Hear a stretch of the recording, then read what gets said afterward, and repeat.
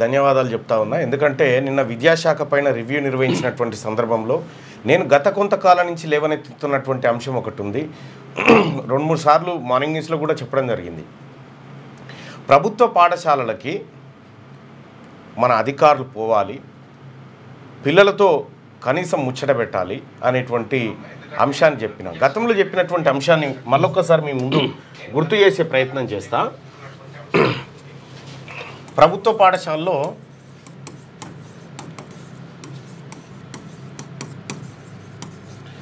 పాఠశాలలో మన పేద వర్గాల పిల్లలు ఉంటారు కదా, ఒక మండలం ఉంటుంది.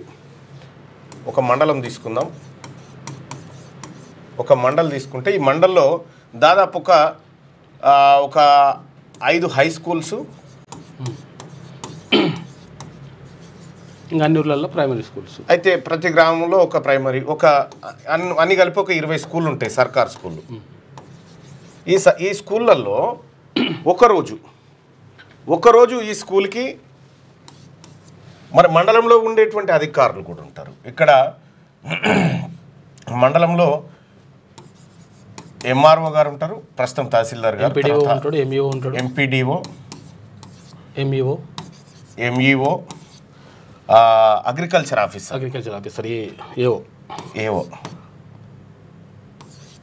అగ్రికల్చర్ ఆఫీసర్, వీళ్ళందరూ ఉంటారు.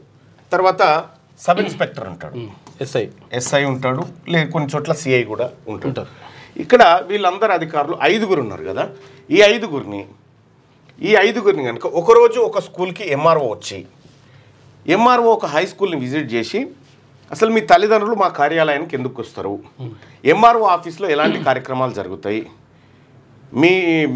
మీ భూములకు సంబంధించినటువంటి పత్రాలు ఏమేమి ఉంటాయి, పహానీలు ఏమేమి ఉంటాయి, మీ భూమి హక్కు పత్రాలు ఎట్లుంటాయి, ఆ తర్వాత ఇక్కడ రిజిస్ట్రేషన్లు ఎట్లా జరుగుతూ ఉంటాయి, ఎంఆర్ఓకు ఉండేటువంటి అధికారాలు ఏంటి, ఆయన మండల మెజిస్ట్రేట్గా ఎట్లా ఉంటాడు, మండలానికి జడ్జి అన్నట్టుగా ఆయన, అంతే, మండలానికి జడ్జి ఆయన, మండల మెజిస్ట్రేట్ ఆయనకి ఎలాంటి అధికారాలు ఉంటాయి అని చెప్పి ఈ పిల్లలకు కొంత అవగాహన చేయగలిగితే, వీళ్ళు 10వ తరగతి అయిపోయి బయటకు వచ్చే నాటికి ఈ ఎంఆర్ఓ కార్యాలయం పైన వాళ్ళకు అవగాహన వస్తుంది. ఓహో, తహసీల్దార్ కార్యాలయానికి పోవడం మా నాన్న పోయింది, ఈ పహాని సవరణ కోసం పోయిండు, లేదంటే ఈ రిజిస్ట్రేషన్ కోసం పోయిండు అనేటువంటి ఒక ఆలోచన వస్తుంది. రెండోది, బ్యాంకు కూడా ఉంటుంది, గుడ్డది. అయితే తర్వాత ఎంపీడీఓ ఉంటారు, మండల పరిషత్ డెవలప్మెంట్ ఆఫీసర్ ఒక ఆయన ఉంటాడు, ప్రాదేశిక మండల అభివృద్ధి అధికారి. ఈయన చేతిలో ఉండేటువంటి అధికారాలేంటి, ఈయన వల్ల, ఈ ఎంపీడీఓ వల్ల ఏమేం కార్యక్రమాలు జరుగుతాయి, ఈయన దగ్గర ఉండేటువంటి ఏఈలు వీళ్ళందరూ ఏమేం పనులు చేస్తూ ఉంటారు, ఇరిగేషన్ వాళ్ళు ఏం చేస్తారు, ఆ తర్వాత వీళ్ళు ఎవరు R&B వాళ్ళు ఏం చేస్తారు, ఈ అందరి గురించి ఈయన ఒకరోజు జస్ట్ ఒక నెలలో ఒక్కసారి, ఒక నెలలో ఒక ఎంఆర్ఓ గారు ఒక స్కూల్ను సందర్శిస్తే 5 నెలలలో ఈ హై స్కూల్స్ అన్ని పూర్తయితాయి. సరే, ఇక్కడ పిల్లలకు ఏదైతే ప్రైమరీ పిల్లలకు కాకున్నా కూడా కనీసం వీళ్ళకు ఆ తర్వాత మళ్ళొక 5 రోజులు ఎంపీడీఓ గారు కేటాయిస్తే ఆయనకు సంబంధించి, ఇక తర్వాత ఎంఈఓ మండల ఎడ్యుకేషన్ ఆఫీసర్ గారు వారు ఈ 5 స్కూళ్ళల్లో ఒక 45 నిమిషాల పాటు 9, 10, 8వ తరగతి పిల్లల్ని ఒకే చోట కూర్చున్నబెట్టి, అసలు మా దగ్గర ఉండేటువంటి అవకాశాలు ఏమున్నాయి, మేమేమేం చేస్తాము, మేము ఎవరం ఇంతకీ, మేము అధికారులం, మాకు జీతాలు ఎక్కడి నుంచి వస్తాయి, మేమేమేం పనులు చేస్తాం అనేది ఈ పిల్లలకి వివరించాలి. ఇక్కడ ఎంఈఓ అదే చేయాలి. అగ్రికల్చర్ ఆఫీసర్ ఈ పంటల పైన పిల్లలకు ఇప్పుడు చెప్పాలి. ఎందుకు చెప్పాలి? ఇదంతా ఇంటర్మీడియట్ దాటి డిగ్రీ ఆ తర్వాత ఆటిపోయినప్పుడు కాదు. ఇప్పుడు ఆర్టిఫిషియల్ ఇంటెలిజెన్స్ వచ్చిన తర్వాత విద్య మరింత దగ్గరకు వచ్చేసింది పిల్లలకు. మనం ఈ సబ్జెక్టులు కనుక చెప్పగలిగితే, అగ్రికల్చర్ ఆఫీసర్ ఆయన పని ఏంది, పంటలు ఎక్కడ వేయాలి, ఏ పంటలు వేయాలి, ఏ పంటలకు మంచి ధర ఉంటుంది, మార్కెటింగ్ ఎలా, ఈ అన్ని అంశాల గురించి, ఏ విత్తనాలు వాడుకోవాలి, సీజన్ ఎలా ఉంది, ఇవన్నీ అగ్రికల్చర్ ఆఫీసర్ చెప్పాలి. ఆ తర్వాత సబ్ ఇన్స్పెక్టర్ గారు ఉంటారు. సబ్ ఇన్స్పెక్టర్ గారు కూడా ఒకసారి హై స్కూల్కి వెళ్ళి క్రైమ్ ఏంది, ఏం చేస్తే ఎట్లా శిక్షలు పడతాయి, సో తప్పు ఎట్లా జరుగుతూ ఉంటుంది, జరిగినప్పుడు మనం న్యాయం కోసం ఎట్లా పోలీసులను చేరుకోవాలి, అదే విషయాలు ఇక్కడ ఈ పోలీసులకి మాకు వెంటనే ఫోన్ చేయాలంటే 100 నెంబర్ ఉంటుందని చెప్పాలి.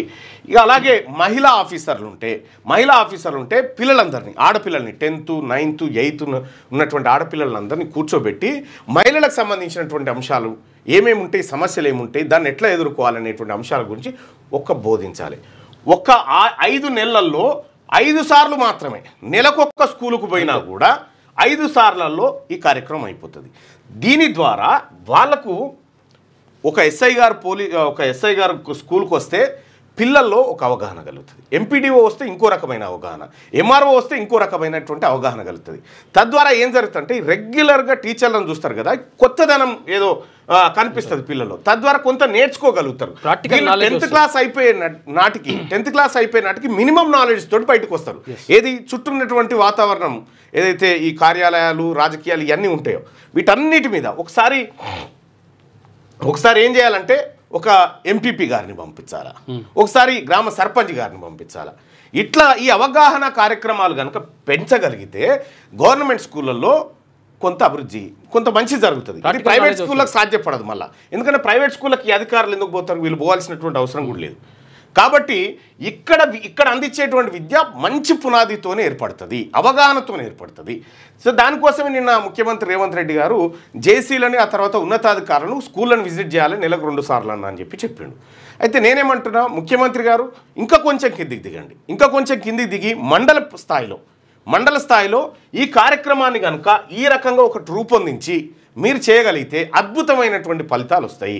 తద్వారా గవర్నమెంట్ స్కూళ్ళల్లో భద్రత పైన తల్లిదండ్రులకు నమ్మకం కలుగుతుంది. ఎందుకంటే ఎస్ఐ వచ్చిపోయి, ఎంఆర్ఓ వచ్చిపోయి, ఎంపీడీఓ వచ్చిపోయి, ఆ స్కూల్లో పరిస్థితులు మారిపోతాయి. ఎందుకంటే వాస్తవానికి ప్రభుత్వ స్కూళ్ళలో సౌకర్యాలు లేక కాదు, బుక్స్ ఇస్తలేరని కాదు, యూనిఫామ్లు ఇస్తలేరని కాదు, మంచి భోజనం పెడతలేరని కాదు, అన్నీ ఉన్నాయి. ఒక నమ్మకం మాత్రమే లేదు. ఆ నమ్మకం కలిగించడానికి ఈ వ్యవస్థ అంతా మనం యూటిలైజ్ చేయాలి. వాళ్ళకి పనులు ఉంటాయి, వాళ్ళ పనులు జడగొడతావా మళ్ళీ అంటే అట్లా అంటలేదు. నెలలో 1 రోజు 1 గంట, నెలలో 1 గంట ఏముంది, నెలలో 45 నిమిషాలు కనుక దీనికోసం కేటాయిస్తే చాలా అద్భుతమైనటువంటి రిజల్ట్స్ వస్తాయి. మీరు ఎక్కడన్నా ఒక పైలట్ ప్రాజెక్ట్ అన్న తీసుకొని చూడండి, నేను చెప్పిన తప్పైతే నన్ను అడగండి. ఇట్లా చేయడం వల్ల ఒక మంచి కార్యక్రమం జరుగుతుంది. నిన్న విద్యాశాఖ పైన మీరు నిర్వహించినటువంటి రివ్యూ ఏదైతే ఉందో ఇది నిన్న కాకుండా పాఠశాలలు ప్రారంభం కంటే ముందు కనుక చేసినట్టే అదొక కొత్తదనాన్ని సంతరించుకునేది. సరే లేటుగా అయినా చేసినాం. గతంలో ఉన్నటువంటి కేసీఆర్ ఒక 10 ఏళ్ల పాటు దాని తెరువు పోయింది లేదు, కనీసం విద్యాశాఖ అనేది ఒకటి ఉన్నదనే విషయం కూడా ఆయనకు సోయలేదు, పట్టించుకోలేదు. సరే పట్టించుకున్నందుకు ఇది ఓకే. ఇక ఇంజనీరింగ్ ఫీజుల విషయానికి వస్తే నేను తల్లిదండ్రులకు కూడా చెప్తా ఉన్నా, ఎంసెట్ కోచింగ్లకు పంపించి ర్యాంకులు రాలేదని బాధపడి ఎక్కువ ఫీజు కట్టి చదివిపిస్తామండి. ఎక్కువ ఫీజు కట్టినా వాళ్ళ చదువు గదే అంతే. కాబట్టి మీరు ఎంసెట్ రాయాలంటే ఓ లాంగ్ టర్మ్ కోచింగ్కి పంపించాలి. ఫౌండేషన్ గట్టిగా ఉండాలి. మనకి సబ్జెక్ట్ వచ్చిన తర్వాత వాడే ర్యాంకు తెచ్చుకుని వాడే సీట్ తెచ్చుకుంటాడు, రేపు ఉద్యోగం కూడా తెచ్చుకుంటాడు. కాబట్టి మీరు 6-7 లక్షల రూపాయలు ఖర్చు పెట్టి ఇంజనీరింగ్ కాలేజీలో చేర్పించు కంటే 1 లక్ష రూపాయలు ఖర్చు పెట్టి లాంగ్ టర్మ్ కోచింగ్ పంపించండి. పంపిస్తే 1 ఇయర్ ఆలస్యమైనా పర్వాలేదు, ఏం కొంపలేం కొట్టుకపోవు. ఫెయిల్ అయ్యి ఆగిపోతే సరిపోతుందా? మరి ఇప్పుడు బీటెక్లో ఫెయిల్ అయ్యి ఆడ ఉండిపోతే చాలా అదే. అందుకోసమే ఇక్కడ కోచింగ్ కనుక కరెక్ట్గా ఇచ్చి పంపించగలిగితే ఈ ఇంజనీరింగ్ కాలేజీలు దోపిడీ ఇది ఆగుతుంది, ప్లస్ మీ పైసలు మిగులుతాయి, మీ పోరగాడు మంచిగా చదువుతాడు. ఇక్కడ నా దగ్గరికి చాలామంది వచ్చి ఒక్క సిటిపి గిన్లిపి కానీ ఇవన్నీ చెప్తా ఉన్నారు. నేను చెప్తున్నది ఒక్కటే మాట, మీ పిల్లగాడు మంచిగా చదువుకొని మంచిగా సబ్జెక్టుతో ముందుకు పోవాలంటే మీరు కోచింగ్కి అతనికి చదువు సక్రమంగా అందించి ఆ పరీక్షకు ప్రిపేర్ చేయండి, అప్పుడే మంచి ఫలితాలు వస్తాయి. సో ఇది ఎడ్యుకేషన్ విషయంలో ఏదో పాత ఫీజులతోనే ఈసారి ముందుకు పోవాలని రాష్ట్ర ప్రభుత్వం చెప్తున్నటువంటి మాట. అసలు ఫీజులే డొనేషన్లు అయితే అడ్డగోలుగా తీసుకుంటా ఉన్నారు. ఫీజులు అంతే, ప్రభుత్వం నిర్ణయించిన ఫీజులే ఉన్నాయి, కానీ డొనేషన్లు మాత్రం 4 లక్షలు 5 లక్షలు 6 లక్షలు 7 లక్షలు ఇట్లా అడ్డగోలుగా డొనేషన్లు. ఇక అది వేరే మాఫియా. ఆ మాఫియా గురించి మళ్ళొకసారి మాట్లాడుకుందాం. కానీ ఇక్కడ ప్రభుత్వ పాఠశాలల పనితీరు మెరుగుపడాలంటే ఈ రకమైనటువంటి చర్యలు చేపట్టాలి. దీనికి 1 రూపాయి కూడా అదనంగా ఖర్చు కాదు. ముఖ్యమంత్రి గారు 1 రూపాయి కూడా అదనంగా ఖర్చు అయ్యేది లేదు. తద్వారా ఏం జరుగుతుందంటే ఇక్కడ స్థానిక సంస్థల ఎన్నికల్లో ఇప్పుడు 3 నెలల లోపలనే స్థానిక సంస్థల ఎన్నికలు పెట్టాలి, ముగించాలని చెప్పి హైకోర్టు నిన్న సర్పంచ్ ఎన్నికల విషయంలో తీర్పు చెప్పింది. మొదటి నెల రిజర్వేషన్ల ఖరారు, వార్డుల విభజన కార్యక్రమం, ఆ తర్వాత 2 నెలల కాలం పాటు ప్రక్రియ ఇది కొనసాగాలి. అయితే ఇక్కడ ఈ నిబంధన తీసుకురావాలి. మీరు స్థానిక లోకల్ బాడీ ఎన్నికల్లో పోటీ చేయాలంటే మీ పిల్లలు కానీ లేదంటే మీ పిల్లల పిల్లలు కానీ సర్కార్ బడిలో చేరి ఉండాలి, సర్కార్ బడిలో చదివి ఉండాలి. ఇటువంటి నిర్ణయం తీసుకోండి. సర్కార్ బడుల మీద మీరు మళ్ళా వెనక్కి తిరిగి చూడకుండా మంచి జరుగుతుంది. అలాగే ఈ వంటలు చేసేటోళ్ళు వాళ్ళ బిల్లులు కూడా కొద్దిగా ఆలస్యం అవుతూ ఉన్నాయి. వంటలు చేసి పెట్టేటువంటి చాలామంది గతంలో కేసీఆర్ ఉన్నప్పుడు నేను మేడ్చల్ మల్కాజ్గిరి జిల్లాలో పిల్లలకు నోట్బుక్స్ పంచే కార్యక్రమం పెడితే పుస్తెలతాళ్ళు కూడా కుదబెట్టి మరీ సరుకులు తీసుకొచ్చి పిల్లలకు కొండి పెట్టారు. ఆ పరిస్థితి రాకూడదు. పిల్లల విషయంలో, ఎడ్యుకేషన్ విషయంలో, హెల్త్ విషయంలో చాలా చొరవ చూపించాల్సినటువంటి అవసరం ఉంది. లేకపోతే ఏం జరుగుతుంది? విద్య నాశనం అయితే దేశమే నాశనం అవుతుంది. మనం ఒక్కొక్క రంగం మీద ఎంత పెట్టినా కూడా లాభం లేదు. అప్పుడిగా అసలు పోయిన తర్వాత ఇంకా మేకప్ చేసి ఏం చేస్తాం? అందుకోసం ఈ కార్యక్రమాలు తీసుకోవాల్సిందిగా ముఖ్యమంత్రి గారికి సూచన చేస్తూ ఉన్నా. మండలిలో ఇదే మాట్లాడినా, ఇక్కడ కూడా ఇదే మాట్లాడుతూ ఉన్నా. ముఖ్యమంత్రి గారు మీరు ఆలోచన చేయండి, ఇది చేసి ఈ రకమైనటువంటి నిర్ణయాన్ని మీరు తీసుకుంటే మంచి ఫలితాలు వస్తాయి. మీరు సర్కారీ విద్య పట్ల మీకున్నటువంటి చిత్తశుద్ధి ఏదైతే ఉందో ఇంకా జర బలోపేతమవుతుంది, తల్లిదండ్రుల్లో నమ్మకం ఏర్పడుతుంది. రైట్, ఇది స్కూళ్ళకు సంబంధించినటువంటి అంశం. ఇక మిగతా వార్తలు ఏమేమి ఉన్నాయి, ఏం కథ అనేది ఒకసారి చూద్దాం. ఈనాడు దినపత్రికలో ఉన్నటువంటి వార్తలు చూస్తే శుభారంభం నేటి సాయంత్రం 4:30 గంటలకు అంతరిక్ష కేంద్రానికి చేరిక, 90% అనుకూలంగా వాతావరణం, 41 ఏళ్ల తర్వాత భారత్ ఘనత, ఎంతో అద్భుత యాత్ర అని చెప్పి శుక్లా కేంద్ర కేబినెట్ ప్రశంస, రాష్ట్రపతి ప్రధాని శుభాకాంక్షలు తెలియజేశారు. అంతరిక్ష కేంద్రానికి బయలుదేరిన శుభాంశు శుక్లా భారత అంతరిక్ష చరిత్రలో సరికొత్త అధ్యాయానికి శ్రీకారం చుడుతూ 140 కోట్ల మంది భారతీయుల ఆశలను మోస్తూ భారత వైమానిక దళ ఫైటర్ పైలట్ అయిన మన వ్యోమగామి శుభాంశు శుక్లా అంతరిక్షంలోకి దూసుకెళ్లారు. మరో ముగ్గురితో కలిసి భారత కాలమాన ప్రకారం బుధవారం మధ్యాహ్నం 12:01 అమెరికాలోని కెనడీ అంతరిక్ష కేంద్రం నుంచి యాక్సియం 4 మిషన్లో భాగంగా స్పేస్ ఎక్స్కు చెందిన ఫాల్కన్ 9 రాకెట్ ద్వారా డ్రాగన్ స్పేస్ క్రాఫ్ట్లో అంతర్జాతీయ అంతరిక్ష కేంద్రానికి ఆయన పయనమయ్యారు. గురువారం సాయంత్రం 4:30 ఆయన ఐఎస్ఎస్కు చేరుకున్నాడు. 4 గంటలు ఆల్రెడీ అయిపోయింది. ఇవాళ ఎవరు గురువారం, ఇవాళ సాయంత్రం చేరుకున్నారు. 14 రోజుల పాటు అక్కడ గడుపుతారు. ఇప్పటికే పలుమార్లు వాయిదా పడిన యాత్ర ఎట్టకేలకు జరిగింది. 60 ప్రయోగాలు అంతర్జాతీయ అంతరిక్ష కేంద్రంలో 14 రోజుల పాటు గడపనున్న వ్యోమగాములు దాదాపు 60 ప్రయోగాలు చేస్తారు. ఇందులో హ్యూమన్ ఫిజియాలజీ, న్యూట్రిషన్, సీడ్ జెర్మినేషన్లతో మైక్రోగ్రావిటీ పరిశోధనలు ఉన్నాయి. పలు కార్యక్రమాల్లో అంతరిక్షం నుంచే శుక్లా పాల్గొంటారు. అందులో ప్రధానితో సంభాషణ ఉంది. యాత్రలో భాగంగా ఆయా దేశాల్లో స్థానికంగా లభించే ఆహారాన్ని వ్యోమగాములు తిననున్నారు. వ్యోమనౌకలో శుభాంశు శుక్లతో పాటు వ్యోమగాములు టిబర్ కపు, పెగ్గీ విట్సన్, తర్వాత స్లోవర్జు ఉస్నాక్స్కి, విస్నియెక్సి వీళ్ళందరూ ఉన్నారట. ఈ 4 బైరు. ఇందులో శుభాంశు శుక్ల కూడా ఇక్కడ ఉన్నాడు, మన శుభాంశు శుక్ల ఆయనగా. మొత్తానికి ఒక సరికొత్త కార్యక్రమం జరిగింది. అయితే భారత్ కూడా సొంత స్పేస్ స్టేషన్ నిర్మించడం కోసం ఇప్పటికే డాకింగ్ సిస్టాన్ని అదంతా పంపించి ప్రయత్నం చేసింది. సో అదొక శుభ పరిణామం. భారత్ కూడా ఒక స్పేస్ స్టేషన్ కలిగి ఉండడం మంచి పరిణామం. ఫీజులు పెంచుకోవడానికి తప్పుడు లెక్కల, అలాంటి ఇంజనీరింగ్ కాలేజీలపై కేసులు పెట్టండి. విద్యా వ్యాపారాన్ని నియంత్రించాలి. పాత ఫీజులతోనే కౌన్సిలింగ్ ప్రారంభించాలి. విద్యాశాఖ అధికారులకు సీఎం రేవంత్ రెడ్డి ఆదేశం. ఫీజులు పెంచుకునేందుకు తెలంగాణ ప్రవేశాలు రుసుములు నియంత్రణ కమిటీకి తప్పుడు పత్రాలు అందజేసిన ఇంజనీరింగ్ కళాశాల యాజమాన్యాలపై కేసులు పెట్టాలని ముఖ్యమంత్రి రేవంత్ రెడ్డి విద్యాశాఖ అధికారులను ఆదేశించినట్టు తెలిసింది. పోలీస్ కమాండ్ కంట్రోల్ సెంటర్లో బుధవారం విద్యాశాఖపై సీఎం 3 గంటల పైగా సమీక్షా సమావేశం నిర్వహించారు. ఈ సందర్భంగా ఇంజనీరింగ్ ఫీజులపై చర్చించినట్టు సమాచారం. కొన్ని కళాశాలల అధ్యాపకులకు ఎక్కువ మొత్తంలో వేతనాలు ఇచ్చినట్లు, నిర్వహణ పనులకు అధికంగా ఖర్చు చేసినట్టు టీఏఎఫ్ఆర్సీకి తప్పుడు లెక్కలు సమర్పించాయన్న ఆరోపణలు వచ్చాయి. వీటి ఆధారంగా ఫీజుల పెంపును టీఏఎఫ్ఆర్సీ కమిటీ ప్రాథమికంగా నిర్ధారించి అందుకు యాజమాన్యాలు సమ్మతించినట్టు వారి సంతకాలు కూడా తీసుకుంది. ఈ విషయమై ముఖ్యమంత్రి సమీక్షలో అధికారులకు స్పష్టత ఇచ్చారు. ఇక్కడ ముఖ్యమంత్రి గారు జరిగేటువంటిది వాస్తవం ఏం జరిగిందో నేను చెప్తా. మీకు అధికారులు చెప్పిరో లేదో కానీ సపోజ్ అనురాగ్ కాలేజ్ ఉందా, పల్లరాజేశ్వర రెడ్డిది అనురాగ్ కాలేజు, ఆ తర్వాత మల్లారెడ్డి కాలేజ్, మాజీ మంత్రి మల్లారెడ్డి, వీళ్ళకు కాలేజీలు ఉన్నాయి కదా. వీళ్ళు ఎట్లా వైట్ మనీని బ్లాక్ ఎట్లా చేస్తారు? ఇప్పుడు అందులో ప్రొఫెసర్ ఉన్నాడు, తర్వాత అసోసియేట్ ప్రొఫెసర్ ఉన్నాడు, అసిస్టెంట్ ప్రొఫెసర్, ఇట్లా అసిస్టెంట్ ప్రొఫెసర్ ఉన్నాడు, అయితే ఇలా ఈయనకి ఏం చేస్తాడంటే మల్లారెడ్డి ఏం చేస్తాడంటే ఈయన అకౌంట్లో నెల జీతం ఎంత వేస్తాడు అనుకున్నాం? ₹1,00,000 వేస్తాడు. ₹1,00,000 వేస్తాడు. వేసిన తర్వాత ఈయన ఏం చేయాలి? ఈయన ఏటీఎంకి పోయి డ్రా చేసుకోవచ్చు. ₹60,000 ఈయన తీసుకోవాలి, 50,000 రూపాయలు 40,000 ఈయన తీసుకొని 60,000 వాళ్ళకి, ₹40,000 ఏమో ఈయన జీతం 60,000 మళ్ళీ మల్లారెడ్డికి ఇచ్చేసేయాలి. ₹40,000 ఈయన డ్రా చేసుకొని పోయి మళ్ళీ మల్లారెడ్డికి 60,000 ఇవ్వాలి. 60,000 ఇస్తే ఈ డబ్బు అంతా జమ చేసి బ్లాక్ మనీగా మారుస్తారు అన్నట్టు. అక్కడ లెక్కలలో ఏముంటుంది? ఆయనకు పోయినట్టుగా చూపిస్తారు. అఫీషియల్ గా ₹1,00,000 పోయినట్టు ఉంటుంది. అఫీషియల్ గా ₹1,00,000. ఈ ₹1,00,000 ఇప్పుడు ఏం చెప్తా ఉన్నాడు గవర్నమెంట్ ముంగట? మేము మా ప్రొఫెసర్కు ₹1,00,000 జీతం ఇస్తున్నామని చెప్తా ఉన్నాడు. తద్వారా మేము ఫీజులు పెంచుకుంటాం అని చెప్తా ఉన్నాడు. ఈయనకు దక్కేది లేదు, నొక్కేది చెప్తారు. ఇప్పుడు ఈ విషయం ఎవరినన్నా చెప్తారు.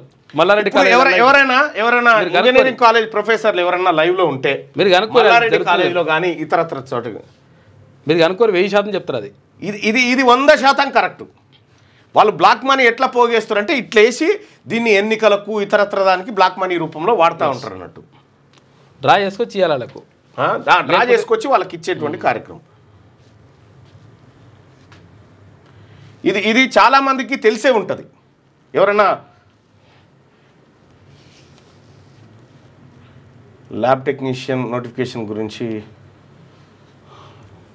ప్రభుత్వ స్కూల్లో కూడా స్కూల్ బస్సులు పెడితే ఇంకా చాలా అభివృద్ధి అవుతుందని చెప్తా ఉన్నారు. ఎస్,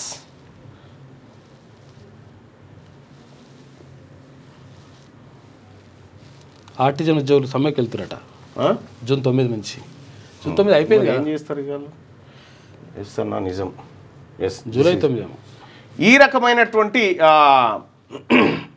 పాతది ఎస్సీ కార్పొరేషన్ బిల్లు పెండింగ్లో ఉన్నాయి, ఈ ప్రభుత్వాన్ని లేదు కనీసం డబుల్ బెడ్రూమ్ ఇళ్ళని ఇస్తుందా అని చెప్పినాను. మల్లారెడ్డి కాదు డబ్బుల రెడ్డి అని చెప్పి వాస్తవమైన ఇదే జరుగుతున్నటువంటి కార్యక్రమం. వీళ్ళ దగ్గర బ్లాక్ మనీ ఎట్లా పోగుపడుతుంది అంటే ఈ రకంగా. ఇప్పుడు అసోసియేట్ ప్రొఫెసర్ ఉండు, ఈయనకి ఏం చేస్తారు? 90,000 వేస్తారనుకో.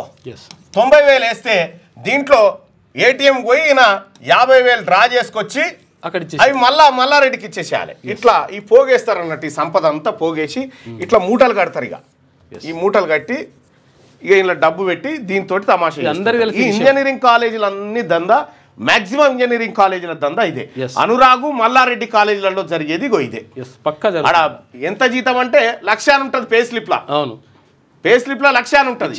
ఇచ్చేది మాత్రం గిది డ్రా చేసుకొని మళ్ళీ చేసి దీన్ని చూపెట్టి తల్లిదండ్రుల దగ్గర ఎక్కువ డబ్బు వసూలు చేయడానికి అవకాశం. ఇన్ని లక్షల మేము జీతాలు ఇస్తున్నాం కాబట్టి మాకు పైసలు కావాలి. ఇవే తప్పుడు లెక్కలు ప్రభుత్వానికి కూడా సమర్పించారు. అలాంటి వాటిపైన కేసు పెట్టాలంటే మల్లారెడ్డి పైన తక్షణం కేసు పెట్టాలి. మల్లా రాజేశ్వర రెడ్డి పైన తక్షణం కేసు పెట్టాలి. వట్టిగా ఎంక్వైరీ చేస్తే తెలిసిపోతుంది. ఎందుకంటే నాకే వచ్చి చెప్పిరు ఇది మా పరిస్థితి. చాలా మంది చెప్పారు అట్లా. తెలంగాణ రైజింగ్ 2047 పై టోనీ బ్లేయర్ ప్రశంసలు. సీఎంకు బ్రిటన్ మాజీ ప్రధాని లేఖ రాసిందట. ఇక అది ఎడ్యుకేషన్ రంగానికి సంబంధించి ఇది ఎలక్షన్. 3 నెలల్లోగా పంచాయతీ ఎన్నికలు, 30 రోజుల్లో రిజర్వేషన్లు ఖరారు చేయాలి. సెప్టెంబర్ 30 కల్లా ఫలితాలు వెల్లడించాలి. ప్రభుత్వానికి రాష్ట్ర ఎన్నికల సంఘానికి హైకోర్టు ఆదేశం జారీ చేసింది. పంచాయతీ ఎన్నికల ప్రక్రియను 3 నెలల్లో పూర్తి చేయాలంటూ ప్రభుత్వానికి రాష్ట్ర ఎన్నికల సంఘానికి హైకోర్టు ఆదేశాలు జారీ చేసింది. నెల రోజుల్లోగా వార్డు సభ్యులు సర్పంచుల రిజర్వేషన్లు ఖరారు చేసి ఎన్నికల సంఘానికి సమ్మతి ఇవ్వాలని రాష్ట్ర ప్రభుత్వాన్ని ఆదేశించింది. రాష్ట్ర ప్రభుత్వం సమ్మతి తెలియజేసిన 2 నెలల్లో ఎన్నికల ప్రక్రియను పూర్తి చేసి సెప్టెంబర్ 30లోగా ఫలితాలను వెల్లడించాలని ఎన్నికల సంఘానికి ఉత్తర్వులు జారీ చేసింది. పంచాయతీలకు ఎన్నికలు నిర్వహించకపోవడాన్ని సవాల్ చేస్తూ మాజీ సర్పంచులు పార్వతి నల్గొండ జిల్లా మల్లేపల్లి, శ్రీనివాస్ కుర్మపల్లి, విజయ్ జనగామ జిల్లా, అనిల్ కుమార్ తల్వేద, మురళీధర్ కరీంనగర్ జిల్లా తదితరులు దాఖలు చేసిన పిటిషన్లపై విచారించిన జస్టిస్ టి మాధవీదేవి బుధవారం తీర్పు వెలువరించారు. 2024లో పిటిషన్లు మొదటిసారి విచారణకు వచ్చినప్పుడు ఓటర్ల జాబితాను సిద్ధం చేసి రాష్ట్ర ప్రభుత్వ ఆమోదం కోరినట్టు ఎన్నికల సంఘం తరపు న్యాయవాది కోర్టుకు నివేదించారు. సుప్రీంకోర్టు తీర్పు ప్రకారం బీసీల రిజర్వేషన్ల వర్గీకరణకు 3 నెలల గడువును ప్రభుత్వం కోరింది. అనంతరం మరో వాయిదాలో 2024 డిసెంబర్ లోపు ప్రక్రియ పూర్తవుతుందని కోర్టుకు హామీ ఇచ్చింది. అనంతరం ఈ పిటిషన్లు బెంచ్ ముందుకు విచారణకు రాలేదు. ప్రస్తుత విడత విచారణ సందర్భంగా ఎన్నికల ప్రక్రియలో 5 దశలుగాను 3 పూర్తయ్యాయని, మరో 2 దశలు మాత్రమే మిగిలి ఉన్నాయని ఎన్నికల సంఘం తెలిపింది. బీసీ రిజర్వేషన్లపై అధ్యయనానికి ఏకసభ్య కమిషన్ ఏర్పాటు చేసి నివేదిక తెప్పించి వర్గీకరణ చేపట్టడం వల్ల ఇంకో స్టెప్ పూర్తవుతుందని చెప్తున్నారు.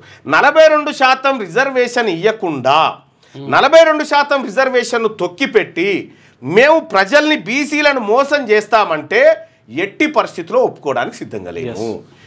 అసలు మీరు ఇక్కడ దెబ్బ కొడితే మిమ్మల్ని ఎక్కడెక్కడ దెబ్బ కొట్టాలో అక్కడక్కడ దెబ్బ కొడతాం. ఎందుకంటే ఇప్పటికే నమ్మకం పోయింది. బీసీలకు కాంగ్రెస్ పార్టీ మీద నమ్మకం పోయింది. దానికి ప్రజల్ని కూడా అడుగుదాం ఒక మాట.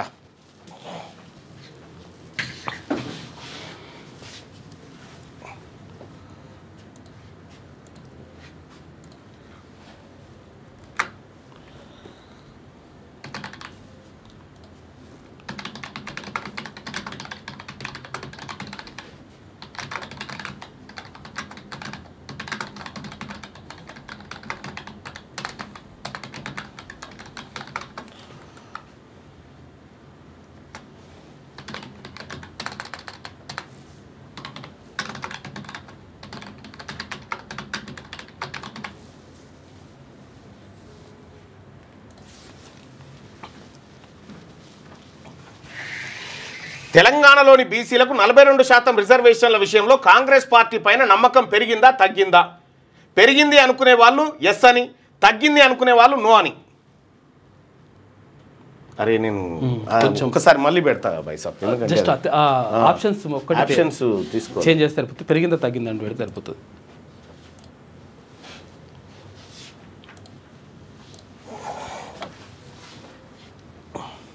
ఓన్లీ ఒకటే పెట్టేస్తే ఇస్తారు, నాలుగు పెడతాయి.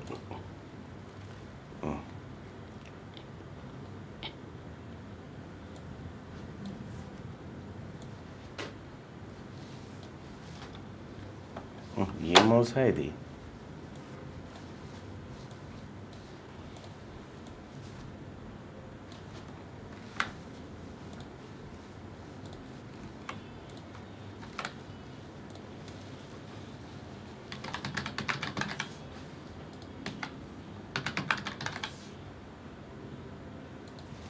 రైట్, ఇప్పుడు కరెక్ట్ సెట్ అయింది. తెలంగాణలోని బీసీలకు 42% రిజర్వేషన్ల విషయంలో కాంగ్రెస్ పార్టీ పైన నమ్మకం పెరిగిందా తగ్గిందా? పెరిగింది అనుకునే వాళ్ళు ఇక్కడ, తగ్గింది అనుకునే వాళ్ళు ఇక్కడ. ఎందుకంటే మీ చర్యలు చూస్తూ ఉంటే మీరు గడికోసారి మేము పార్టీ పరంగా ఇస్తాము, మహేష్ కుమార్ గౌడ్ గారు ఎవరు అంటా ఉన్నారు. మీరు పార్టీ పరంగా ఇస్తా అంటే మీరు మీ పార్టీ పదవులకు రాజీనామాలు చేయరి. ఏం తెలంగాణ జనము ఒట్టిగానే కాదు, తీన్మార్ మల్లన్న కూడా కాంగ్రెస్ పార్టీలో చేరింది. కులగణన చేస్తాం, బీసీల రిజర్వేషన్ 42% పెంచుతామంటే చేరినాం. లేకపోతే మీ అందాలు సందాలు చూసి ఎవడు చేరలే ఆడ. సరే తర్వాత కానీ ఇక్కడ తెలంగాణలోని బీసీలకు 42% ఇస్తాను.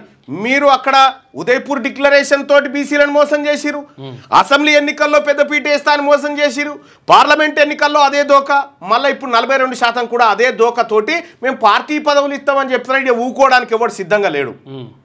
పార్టీ పదవులు ఇస్తాం, పార్టీ పరంగా ఇస్తామంటే ఊకోవడం మీ బిచ్చం ఎవరికి కావాలి? చాంద్రాయణగుట్ట ఇవి తెలివయా మాకు. అందుకోసమే తెలంగాణలోని బీసీలకు 42% రిజర్వేషన్ల విషయంలో కాంగ్రెస్ పార్టీ పైన నమ్మకం పెరిగిందా తగ్గిందా? పెరిగింది అనుకునే వాళ్ళు ఇక్కడ, తగ్గింది అనుకునే వాళ్ళు ఇక్కడ. మీ అభిప్రాయాన్ని తెలియజేయండి. ఇగో అన్న, మీరు చెప్పింది నిజమే. నేను గత 2 సంవత్సరాలుగా మల్లారెడ్డి కాలేజీలో ఆఫీస్ బాయ్గా పనిచేస్తున్నాను. మా ప్రొఫెసర్ల జీతాలు అలానే చేస్తున్నారు. మీరు చెప్పింది అక్షరాల నిజం. చూసుకో, ఇక చూసుకో. వాళ్ళని అడుగుతారు, రాష్ట్రపతి ఆమోదం వద్దాను. నువ్వు మేనిఫెస్టోలో పెట్టినప్పుడు ఏం చేసినవో, ఎన్ని ఆలోచించి పెట్టినవో మాకు సంబంధం లేదు. తెలియదా? నువ్వు రాష్ట్రపతి మోకాళ్ళ మీద పడి అడుగుతారా, ప్రధానమంత్రి మోకాళ్ళ మీద అడుగుతారా, అది మాకు సంబంధం లేదు.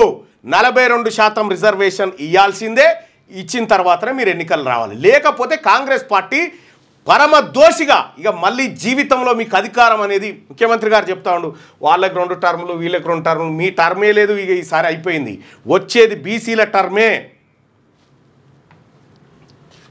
ఇప్పుడు జాబ్ క్యాలెండర్ గురించి మాట్లాడి, ఇప్పుడు మా వాళ్ళకి 42% రిజర్వేషన్ లేనిది నేను ఏ క్యాలెండర్ గురించి మాట్లాడాలి?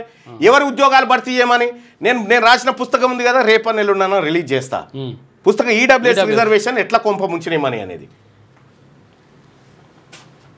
రైట్గా తెలంగాణలోని బీసీలకు 42% రిజర్వేషన్ల విషయంలో కాంగ్రెస్ పార్టీ పైన నమ్మకం పెరిగిందా తగ్గిందా? తగ్గింది అని 64% మంది, పెరిగిందని 36% మంది అభిప్రాయపడతా ఉన్నారు. చూడండి, మీరు బీసీలను మోసం చేస్తే అది ఏ పార్టీ, ఎవడు, ఏం కథ ఏమీ చూడం. నామరూపాలు లేకుండా చేస్తాం ఆ పార్టీలను. ఇక్కడ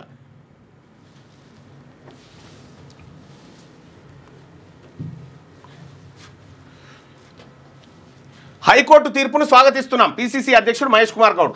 రాష్ట్రంలో ఎప్పుడు ఎన్నికలు వచ్చినా కాంగ్రెస్దే విజయమని ధీమా. మీరు ఈ 42% తెలుసుకుంటా ఎన్నికలకు రారి చూద్దాం, చూపిస్తాం ఎట్లుంటుందో. కాదు 42% కాకుండా పార్టీ ఇస్తే ఎట్లా ఏం జరుగుతుందో పబ్లిక్ చెప్తే మంచిగా ఉంటుంది. ఎందుకంటే ఈ 42% ఇస్తే ఏమవుతుంది? ఇప్పుడు 42% రిజర్వేషన్ ఎవరు పార్టీ పరంగా ఇస్తే ఎట్లుంటుంది, మామూలుగా డైరెక్ట్ ఇస్తే ఎట్లుంటుంది?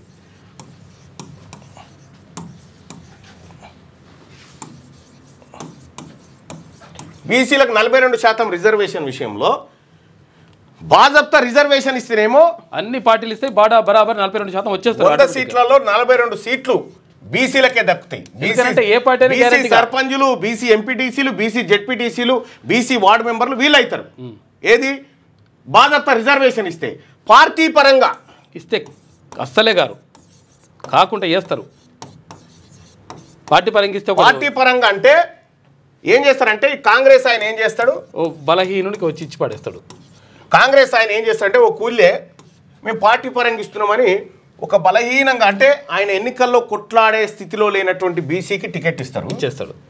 ఇక ఇంకొక ఆయన ఏం చేస్తాడు, బీఆర్ఎస్ ఆయన ఇక్కడ రెడ్డి గారిని పెట్టేస్తాడు. కథం రెడ్డి గారిని పెడతాడు, పోతుంది, సీటు పోతుంది. ఇప్పుడు ఏమవుతుంది, ఈయన ఓడగొడతారు, ఈయన మళ్ళీ వస్తాడు అన్నట్టు. ఇదో రకమైన కుట్ర.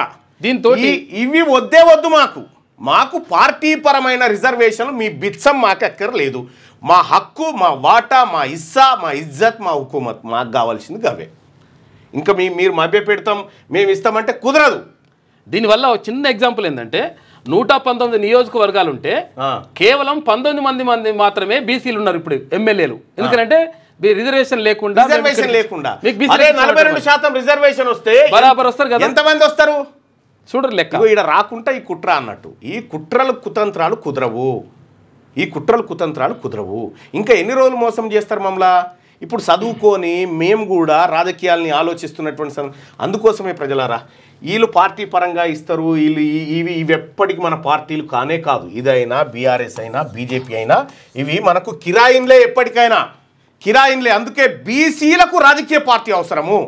ఆ దిశగా బీసీ జేఏసీ ముందడుగు వేసింది. మీరు పోటీ చేయడానికి సిద్ధంగా అండి, మేము బీఫామ్లు ఇవ్వడానికి సిద్ధంగా ఉన్నాం. బీసీలకు ఇప్పటికే నేను అప్లై చేసుకోమంటే కొన్ని వేల మంది అప్లై చేసుకున్నాను. కొన్ని వేల మంది ఎన్నికల్లో పోటీ చేయడానికి అప్లై చేసుకున్నారు. వాళ్ళందరికీ కూడా మా కార్యాలయం నుంచి పిలుపు వస్తుంది. ఖచ్చితంగా మీరు ఎన్నికల్లో ఎలా పోటీ చేయాలి, ఏ అంశాలు తీసుకుపోవాలనేటువంటి అంశంలో మీకు మీ జిల్లాల ఇన్ఛార్జీలు ఫోన్లు చేస్తారు, మీతో మాట్లాడతారు, మిమ్మల్ని పిలిపించుకొని మాట్లాడతారు. ఇట్లా ఈ రకమైనటువంటి మోసపూరితమైన కుట్రలు చేసుకుంటూ మళ్ళీ ఎన్నికలకు వస్తామంటే మేము సిద్ధంగా లేము. మహేష్ కుమార్ గౌడ్ గారు 42% రిజర్వేషన్ ఇవ్వకపోతే మీరు PCC chief waste. Ponnam Prabhakar Goud గారు బీసీ మంత్రి 42% రిజర్వేషన్ లేకపోతే నువ్వు రాజీనామా చేయాలి. నువ్వు చేయాలి, కొండా సురేఖ గారు చేయాలి, శ్రీహరి చేయాలి. మీరు 42% బీసీలకు రిజర్వేషన్ పట్టుకరాకపోతే మీరు ముగ్గురు రాజీనామా చేయాలి. మీరు ముఖ్యమంత్రితో కొట్లాడతారా, కలబడతారా, ఏం చేస్తారో తెలియదు. మాకు ఇదే ఇంపార్టెంట్. సిబిఎస్ఈ 10వ తరగతి పరీక్షలు 2 సార్లు, మొదటి దశ తప్పనిసరి, రెండోసారి ఐచ్ఛికం. వచ్చే విద్యా సంవత్సరం నుంచి అమల్లోకి రాబోతా ఉందట. ఇక బనకచర్లను చట్టపరంగా అడ్డుకుంటాం, రాష్ట్ర ప్రయోజనాలపై బలమైన వాదనలు వినిపిస్తాం. 30న ప్రజాభవన్లో పవర్ పాయింట్ ప్రజెంటేషన్ మంత్రి ఉత్తమ్ కుమార్ రెడ్డి. ఇక మే నుంచి కాజీపేటలో రైలు కోచ్ల ఉత్పత్తి, రైల్వే మంత్రితో కిషన్ రెడ్డి సమావేశం జరిపిందట. పర్యాటక ప్రాంతంగా కర్రెగుట్టలు, రహదారులు, హోటళ్ల నిర్మాణానికి కేంద్రం ప్రణాళిక వేస్తుందంట. సాయుధ బలగాల అతిపెద్ద శిక్షణ కేంద్రం ఏర్పాటుకు కూడా యోచిస్తుందంట. ఇప్పటి వరకు మావోయిస్టులకు పెట్టని కోటలా ఉన్న కర్రెగుట్టలను అతిపెద్ద పర్యాటక ప్రాంతంగా మార్చాలని కేంద్రం భావిస్తోంది.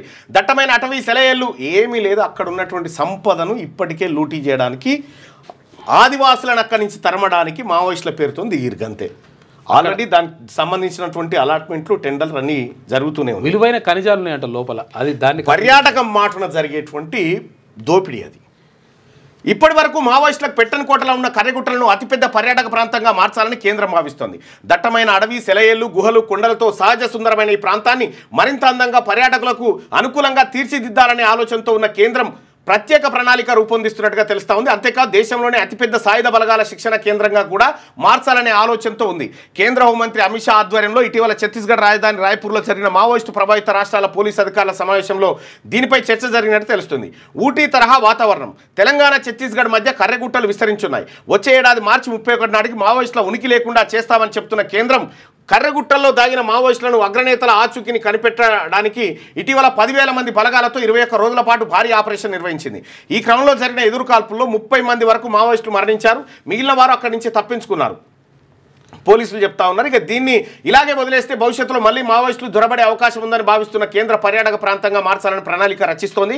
వేసవిలోనూ ఇక్కడ ఊటీ తరహాలో వాతావరణం ఉంటుందని, పర్యాటకానికి కావాల్సిన అన్ని హంగులు ఉన్నాయని, అందుకే దేశంలోనే అతిపెద్ద పర్యాటక ప్రాంతంలో ఒకటిగా చేయాలని భావిస్తోంది. భారీ రహదారులు నిర్మించడం, పర్యాటకానికి అవసరమైన హోటళ్లు, ఇతర హంగులు కల్పించడానికి ప్రణాళిక రూపొందిస్తుంది. అలాగే భవిష్యత్తులో మళ్ళీ మావోయిస్టులు ఇటువైపు రాకుండా ప్రతి 5 కిలోమీటర్ల ఒక్కొక్కటి చొప్పున భద్రతా బలగాల కోసం ఫార్వర్డ్ ఆపరేషన్ బేస్లు కూడా నిర్మించబోతుంది. అన్నిటికంటే ముఖ్యంగా ఇక్కడున్న ప్రత్యేకమైన భౌగోళిక పరిస్థితులను ఆసరాగా చేసుకుని సాయుధ బలగాల కోసం అతిపెద్ద శిక్షణా కేంద్రం కూడా ఏర్పాటు చేయాలని కేంద్రం భావిస్తున్నట్టుగా తెలుస్తోంది. మావోయిస్టుల ఏరివేత బాధ్యత కేంద్ర బలగాలకే. దేశంలో అది దేశంలో మావోయిస్టుల ఏరివేతను పూర్తిగా కేంద్ర బలగాలు నిర్వహించనున్నాయి. స్థానిక పోలీసుల ప్రమేయం లేకుండా ఇక మీదట పూర్తిగా సిఆర్పీఎఫ్, బీఎస్ఎఫ్ లాంటి బలగాలకే ఈ బాధ్యత అప్పగించాలని కేంద్రం నిర్ణయించింది. దాంతోపాటు పోలీస్ స్టేషన్ల వారీగా మావోయిస్టుల కదలికలను గమనించేందుకు అత్యాధునిక సాంకేతిక పరిజ్ఞానం వినియోగించాలని, ఇదంతా కేంద్రం పర్యవేక్షణలోనే జరగాలని కూడా నిర్ణయించారు. అంటే మావోయిస్టులను ఏరివేసి చంపేతందుకు కేంద్ర బలగాలు వాళ్ళతో చర్చలు జరపడానికి లేదా? సోయి ఇంకెంతమందిని చంపుతారు? కాదు, దేశంలో మనుషుల్ని. హైదరాబాద్లో నకిలీ ఔషధాల కలకలం. ప్రముఖ కంపెనీ కొలెస్ట్రాల్ మాత్రలను పోలినవి విక్రయం. 2 ఏజెన్సీల నిర్వాహకుల అరెస్టు. హైదరాబాద్లో నకిలీ ఔషధాల కలకలం సృష్టించాయి. రాష్ట్రంలో నకిలీ నాసిరకం ఔషధాల అమ్మకాలను అడ్డుకునేందుకు తెలంగాణ ఔషధ నియంత్రణ శాఖ చర్యలు చేపడుతుంది. కోటిలో బాగా మీకు తెలుసో తెలియదో హెటిరో డ్రగ్స్ ఉంది కదా, హెటిరో డ్రగ్స్ మొత్తం రిపోర్ట్లన్నీ మార్ఫింగ్ చేసి అధికారులకు లంచాలు ఇచ్చి నకిలీ మందులను ఎక్స్పోర్ట్ చేస్తుంది.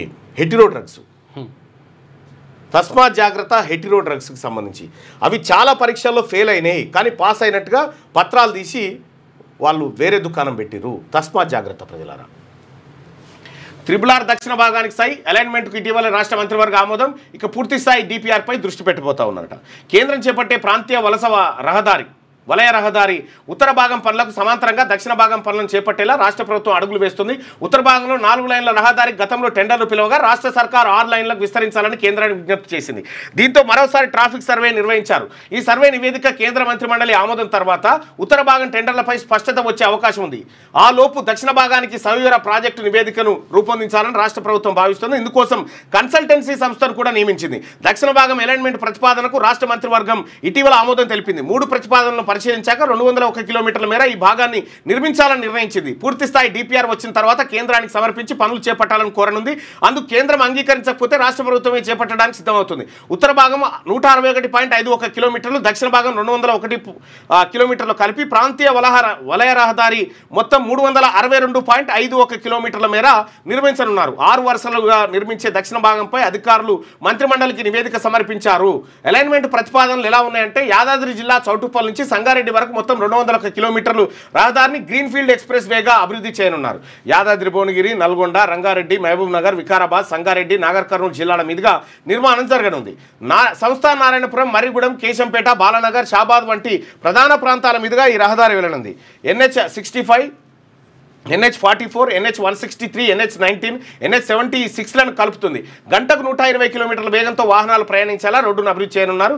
ఈ రహదారికి 2010 హెక్టార్ల భూమిని సేకరించాల్సి ఉంటుంది. దీని పరిధిలో 2 రైల్వే క్రాసింగ్ ప్రాంతాలను గుర్తించారు. 22 ప్రాంతాల్లో విద్యుత్ HT లైన్లు ఉన్నాయి. ఇండస్ట్రియల్ పార్కులు, సెజ్లర్ సమీపం నుంచి వెళ్ళేలా అలైన్మెంట్ ఏర్పాటు, future city, AI city, Adibatla aero city ప్రాంతాలను కవర్ చేసేలా ప్రణాళిక దీని మీద రూపొందించబోతా ఉన్నారట.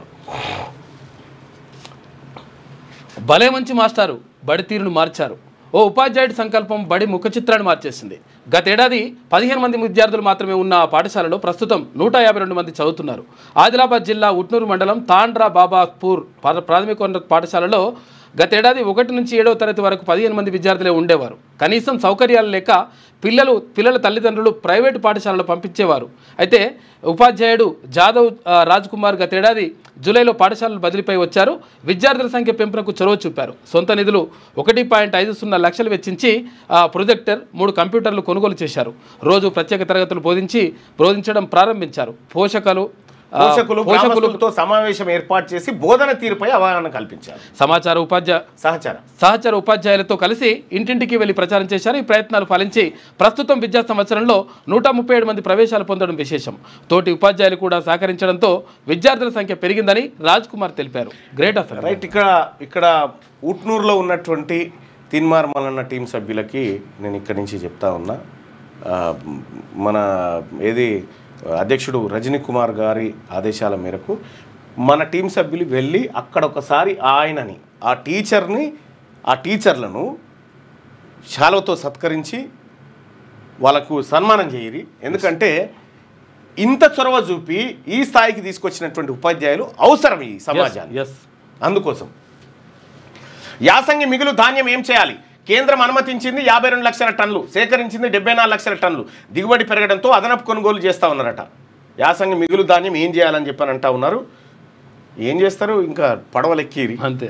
3 నెలల్లో పంచాయతీ ఎన్నికలు నిర్వహించండి హైకోర్టుకు కసరత్తులు చేస్తూ ఉన్నారట. మీరు ఏ కసరత్తులు చేసినా ఈ పంచాయతీ ఎన్నికలు బీసీలవే, పార్లమెంట్ అసెంబ్లీ ఎన్నికలు కూడా బీసీలవే. ఎందుకంటే ఇక మేము నమ్మే పరిస్థితిలో లేమయ్యా, మిమ్మల్ని నమ్మకం లేదు అంటున్నారు. అంతరిక్షంలో శుభారంభం. రోదసికి చేరుకున్న Indian astronaut Shubhanshu Shukla SpaceX dragon క్యాప్సూల్స్లో కక్షలోకి ఎంట్రీ. ఇవాళ సాయంత్రం ISSతో డాకింగ్ జరగబోతా ఉందట. ఆ డాకింగ్ సిస్టమ్ని కూడా ఇవాళ మీరు చూద్దరు. ఇక 3 నెలల్లోగా పంచాయతీ ఎన్నికలు, రాష్ట్ర ప్రభుత్వానికి ఎన్నికల సంఘానికి హైకోర్టు డెడ్లైన్. సెప్టెంబర్ 30లోగా ఫలితాలు వెల్లడించాలని తీర్పు. వార్డులు రిజర్వేషన్ల ఖరారు కోసం సర్కార్కు 30 రోజుల గడువు. ఆ తర్వాత ఎలక్షన్స్ కోసం ఎన్నికల సంఘానికి 60 రోజుల టైం. ఏడాదిన్నరగా ఎలక్షన్ జరగకపోవడం రాజ్యాంగ విరుద్ధమని కోర్టు వ్యాఖ్యలు చేసింది. అయితే ఇక్కడ కోర్టు ఇప్పుడు ప్రభుత్వం 42% రిజర్వేషన్ ముంగట ఏం ఆలోచిస్తుందట అంటే, ప్రభుత్వం మనం 42% రిజర్వేషన్ విషయంలో సుప్రీంకోర్టుకు పోదాం, ఒక ఆప్షన్. రెండోది అఖిల పక్షాన్ని తీసుకొని ప్రధానమంత్రిని కలుద్దాం.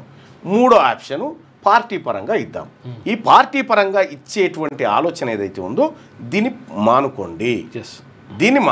మాకు 42% రిజర్వేషన్ కావాలి. కొంపలేమో అంటకపోతలేవు. అర్థమైందా? ఏడాదిన్నర లేకపోతే సర్పంచ్ లేకపోతే ఊర్లు నడవలేదా? ఇంకో నెల ఆగుతుంది కాకపోతే అంతే. కాబట్టి మాకు కావాల్సింది ఏంటంటే 42% రిజర్వేషన్. మీరు ఏం ఆలోచన చేసుకుంటారు, ఎట్లా ఇస్తారు, ఏం కథ అనేది మీరు పడురా బాధ. ఎందుకంటే హామీ ఇచ్చినప్పుడు తెలవాలి మీకు. ఆ హామీ ప్రకారం మాకు అమలు జరగాలి. అక్కడ బీసీ నాయకులు వచ్చి పిలుపు. గ్రామ పంచాయతీలకు 3 నెలల్లోగా ఎన్నికలు నిర్వహించాలని హైకోర్టు తీర్పు చెప్పింది. 30 రోజుల్లోగా రాష్ట్ర ప్రభుత్వం వార్డుల విభజన, రిజర్వేషన్ల ప్రక్రియను పూర్తి చేయాలి. ఆ తర్వాత 60 రోజుల్లోగా రాష్ట్ర ఎన్నికల సంఘం ఎన్నికల నిర్వహణ పూర్తి చేయాలి. సెప్టెంబర్ 30 నాటికి లేదా అంతకంటే ముందు ఫలితాలు కూడా వెల్లడించాలని ఆదేశించింది. ఎన్నికల కోసం దాఖలైన 6 వేర్వేరు పిటిషన్లపై బుధవారం 8 పేజీల తుది తీర్పును జస్టిస్ టి మాధవీదేవి వెలువరించారు. గ్రామ పంచాయతీ పంచాయతీల పదవీకాలం ముగిసినప్పటికీ ఎన్నికలు జరగకపోవడానికి రాజ్యాంగ విరుద్ధమని, ఇది 2004లో వేసినటువంటి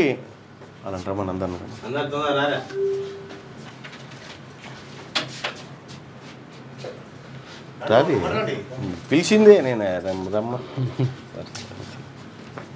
రండి బాయ్ సాబ్.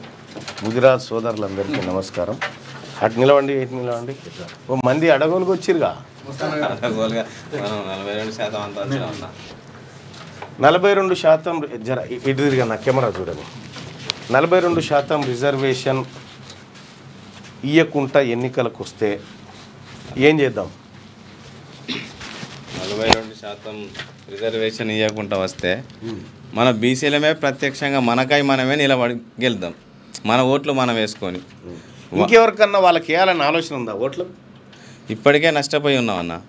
విద్యాపరంగా నష్టపోయినాం, రాజకీయ పరంగా నష్టపోయినాం, సామాజికంగా నష్టపోయినాం, ఆర్థికంగా నష్టపోయినాం. ఇవన్నీ నష్టాలను కూడా మనం ఇప్పటికి కూడా మేల్కోకుంటే మీలాంటి మేధావులతోటి కలిసి పనిచేయడానికి మెపా ఎప్పటి నుంచో ముందు ఉన్నది. బీసీ సామాజిక వర్గాన్ని కూడా ముందుకు నడిపించడానికి ఎలాంటి వ్యక్తులు ఉన్నా మీలాంటి యొక్క ఆలోచన పరంగా మొదటి నుంచి ఇటీవల కాలంలో కూడా మీరు కూడా మన క్యూన్యూస్ వేదికగా ముదిరాజుల యొక్క చరిత్రను రాజులని తెలియజేయడం జరిగింది. అందులో మరి రాజులు అనేటువంటి వాళ్ళం ఇప్పుడు గతంలో కూడా 25 లక్షల మంది జనాభాని ప్రభుత్వం కూడా అధికారికంగా నిర్వహించింది. మీరు రాజులన్న విషయం 10 ఏళ్ల నుంచి ముత్తుకొని చెప్తున్నా. ఎందుకు చెప్తా ఉన్నా అంటే మీరు తలుచుకుంటే ఇక్కడ రాజకీయమే ఉల్టా అయిపోతుంది. మీరు బీసీలలో పెద్దన్న పాత్రలో ఉన్నటువంటి వాళ్ళు.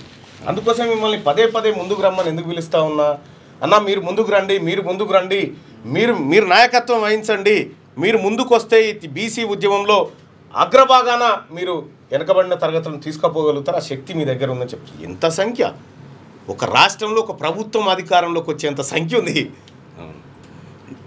అందుకోసమే 42% రిజర్వేషన్ల విషయంలో ప్రభుత్వానికి ఏం చెప్పదలుచుకున్నారు? 42% రిజర్వేషన్లలో ముదిరాజులే మనకు ఎక్కువ శాతం ఉన్నారు కాబట్టి ప్రతి గ్రామంలో రాష్ట్ర వ్యాప్తంగా ముదిరాజు యువత ముందుకు రావాలి, కనీసం వార్డ్ మెంబర్గానన్నా నిలబడాలి, ఐడెంటిఫై వస్తుంది ముందుగా. మరి ఆ దిశగా మనం మేపా కూడా ముదిరాజ్ ఎంప్లాయీస్ ప్రొఫెషనల్ అసోసియేషన్ ద్వారా గతంలో కూడా పల్లెకు తిరగడం జరుగుతుంది. అక్కడికి వెళ్ళిన క్షణంలో బానిసలుగా ఉంటున్నారు ముదిరాజులు. ఎందుకు? విద్య లేదు, అవగాహన లేదు, ఆర్థికంగా వెనుకబడి.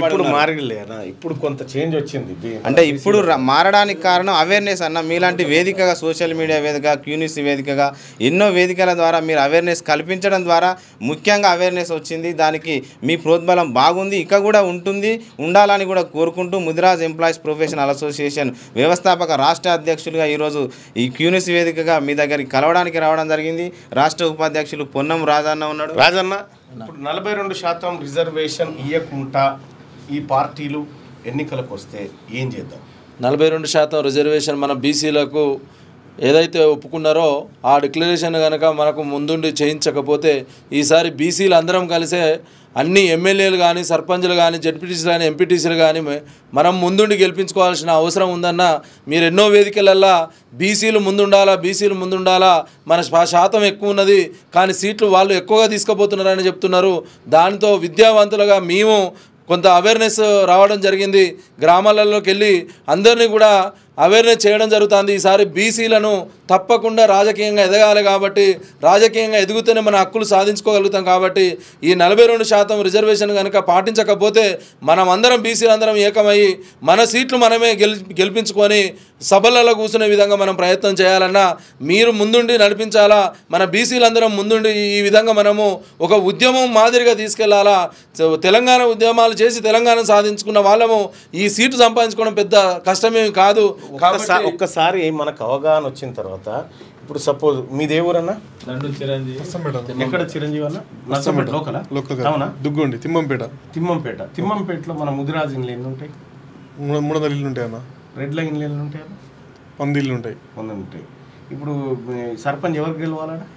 ముదిరాజు గెలవాలి, బీసీ గెలవాలి. ఎవరు గెలిచిరు ఇది వరకు? రెడ్డిస్ గెలిచారు. ఎందుకు గెలిచిరు? ఆడ బీసీలో ఐక్యత లేకపోవడం వల్ల. ఇప్పుడైతే అయింది కదా బీసీలో ఐక్యత, మేమెంతో మాకంతా అనేది తీసుకొచ్చింది. ఇది జరిగినట్టు. మీదే ఊరన్నా? మాది దుగ్గొండ మండలం చంద్రయ్యపల్లి. మన ఊర్లో ఎన్ని ఉంటాయి బీసీలు? ఎంతమంది ఉంటారు బీసీలు ఇంట్లో? 150 మెంబర్స్ ఉంటారు బీసీలు. రెడ్లు బీసీలు ముదిరాజు ఉంటారు. బీసీలు అంటే 300 చేంజ్ ఉంటారు. 300 చేంజ్ ఉంటారు. అక్కడ రెడ్లు ఎంతమంది ఉన్నారు? అంటే 100 మెంబర్స్ ఉంటారు. 100 మెంబర్స్ ఓన్లీ. ఇప్పుడు ఎవరు గెలవాలడా? బీసీలే గెలవాలి. ఎవరు గెలిచిరు ఇదివరకు? రెడ్డియే గెలిచాడు. అది కథ. రవీంద్ర అన్న సర్పంచ్ నిలబడు అన్న, నిలబడు. నేను వస్తా ప్రచారానికి. ఓకే. కాజీపేటలో టౌన్ ఏరియా కాబట్టి అక్కడ రాజన్న చెప్పండి.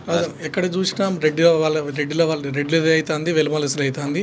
బీసీలు ముందుకు వచ్చి ప్రతి వార్డ్ నెంబర్ కాంచెలు మొదలు పెడితే ఎమ్మెల్యే ఎంపీ వరకు ఉంటేనే మనం రాజ్యాధికారం చేతికించుకొని మనం ముందుకెళ్ళిపోతాం. రైట్. నేను మీ అందరికీ రిక్వెస్ట్ చేసి చెప్తా ఉన్నా, 2028 మనది కావాలి, ఇది బీసీలది కావాలి. బీసీ ప్రభుత్వం రావడం కోసం మనమందరం కూడా కృషి చేయాలి.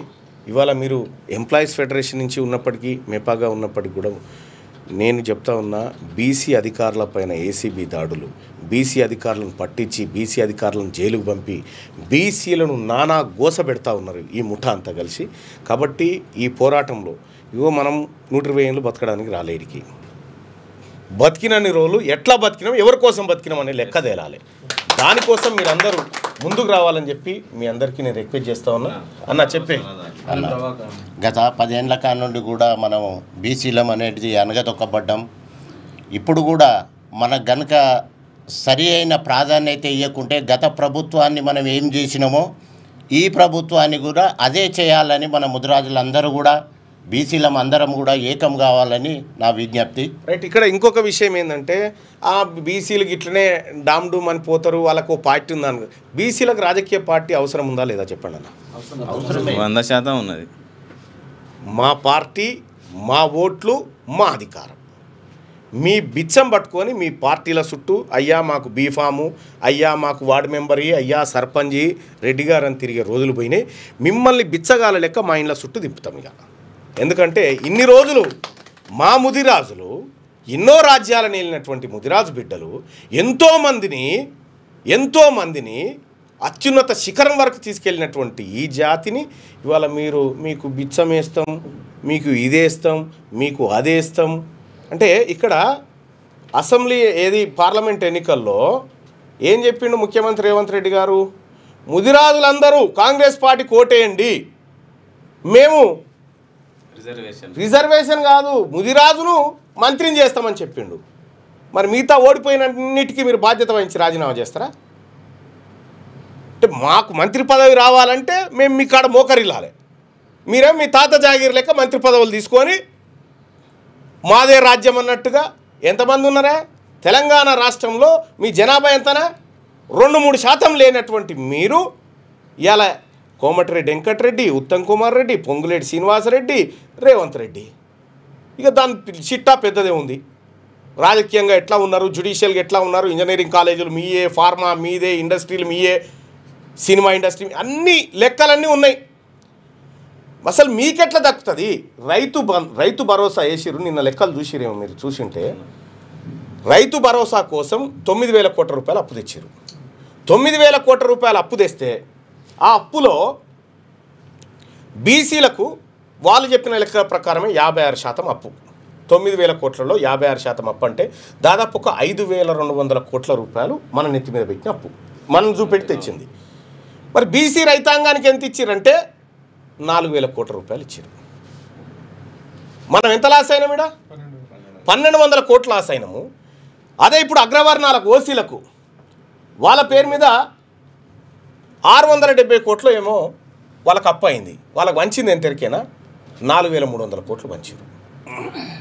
ఎవరి సొమ్ము ఎవరు తింటుండు అన్నట్టు? తెలంగాణ రాష్ట్రంలో ఉన్నటువంటి ముదిరాజుల సొమ్ము ఎవరు తింటుండు? ముదిరాజు రైతాంగానికి ఎంత రావాలి? వచ్చింది ఎంత? రైతు భరోసా పేరు మీద ఇప్పుడు భూమి లేని రైతులు, పేదలు ఉన్నారు. అందులో 61% మంది మన బీసీలే. ఇందిరమ్మ ఆత్మీయ భరోసా పథకం అని పెట్టిరు. ఆ భరోసా పథకంలో ఆ భరోసా పథకాన్ని జనవరి 26, 2025 రోజు ముఖ్యమంత్రి గారు ప్రారంభించి ఈ పథకం ప్రారంభమైపోయింది. ఈ భూమి లేని పేదోళ్ళకు ఏడాదికి 12,000 అని చెప్పారు. ఎంతమంది? 12 లక్షల మందిని గుర్తించారు. గుర్తిస్తే ఎంతమందికి ఇచ్చారు ఎరికేనా? ఈ 6 నెలల కాలంలో ఇవాళ 26గా 6 నెలలు అయిందిగా, కరెక్ట్గా 6 నెలలు అయింది. ఈ 6 నెలల కాలంలో ఎంతమందికి ఇచ్చారంటే 83,000 మందికి ఇచ్చారు 12 లక్షల మందిలో. కానీ రైతు భరోసాలో సొమ్ము అగ్రవర్ణాలకు దోచిపెడతా ఉన్నారు కదా, కాబట్టి 9 రోజులలో 9,000 కోట్లు మన సొమ్ము వాళ్ళు తినుకుంటా మనకు బిచ్చమేసి ఇప్పుడు ఎవడు కట్టాలి 9,000 కోట్ల అప్పులో?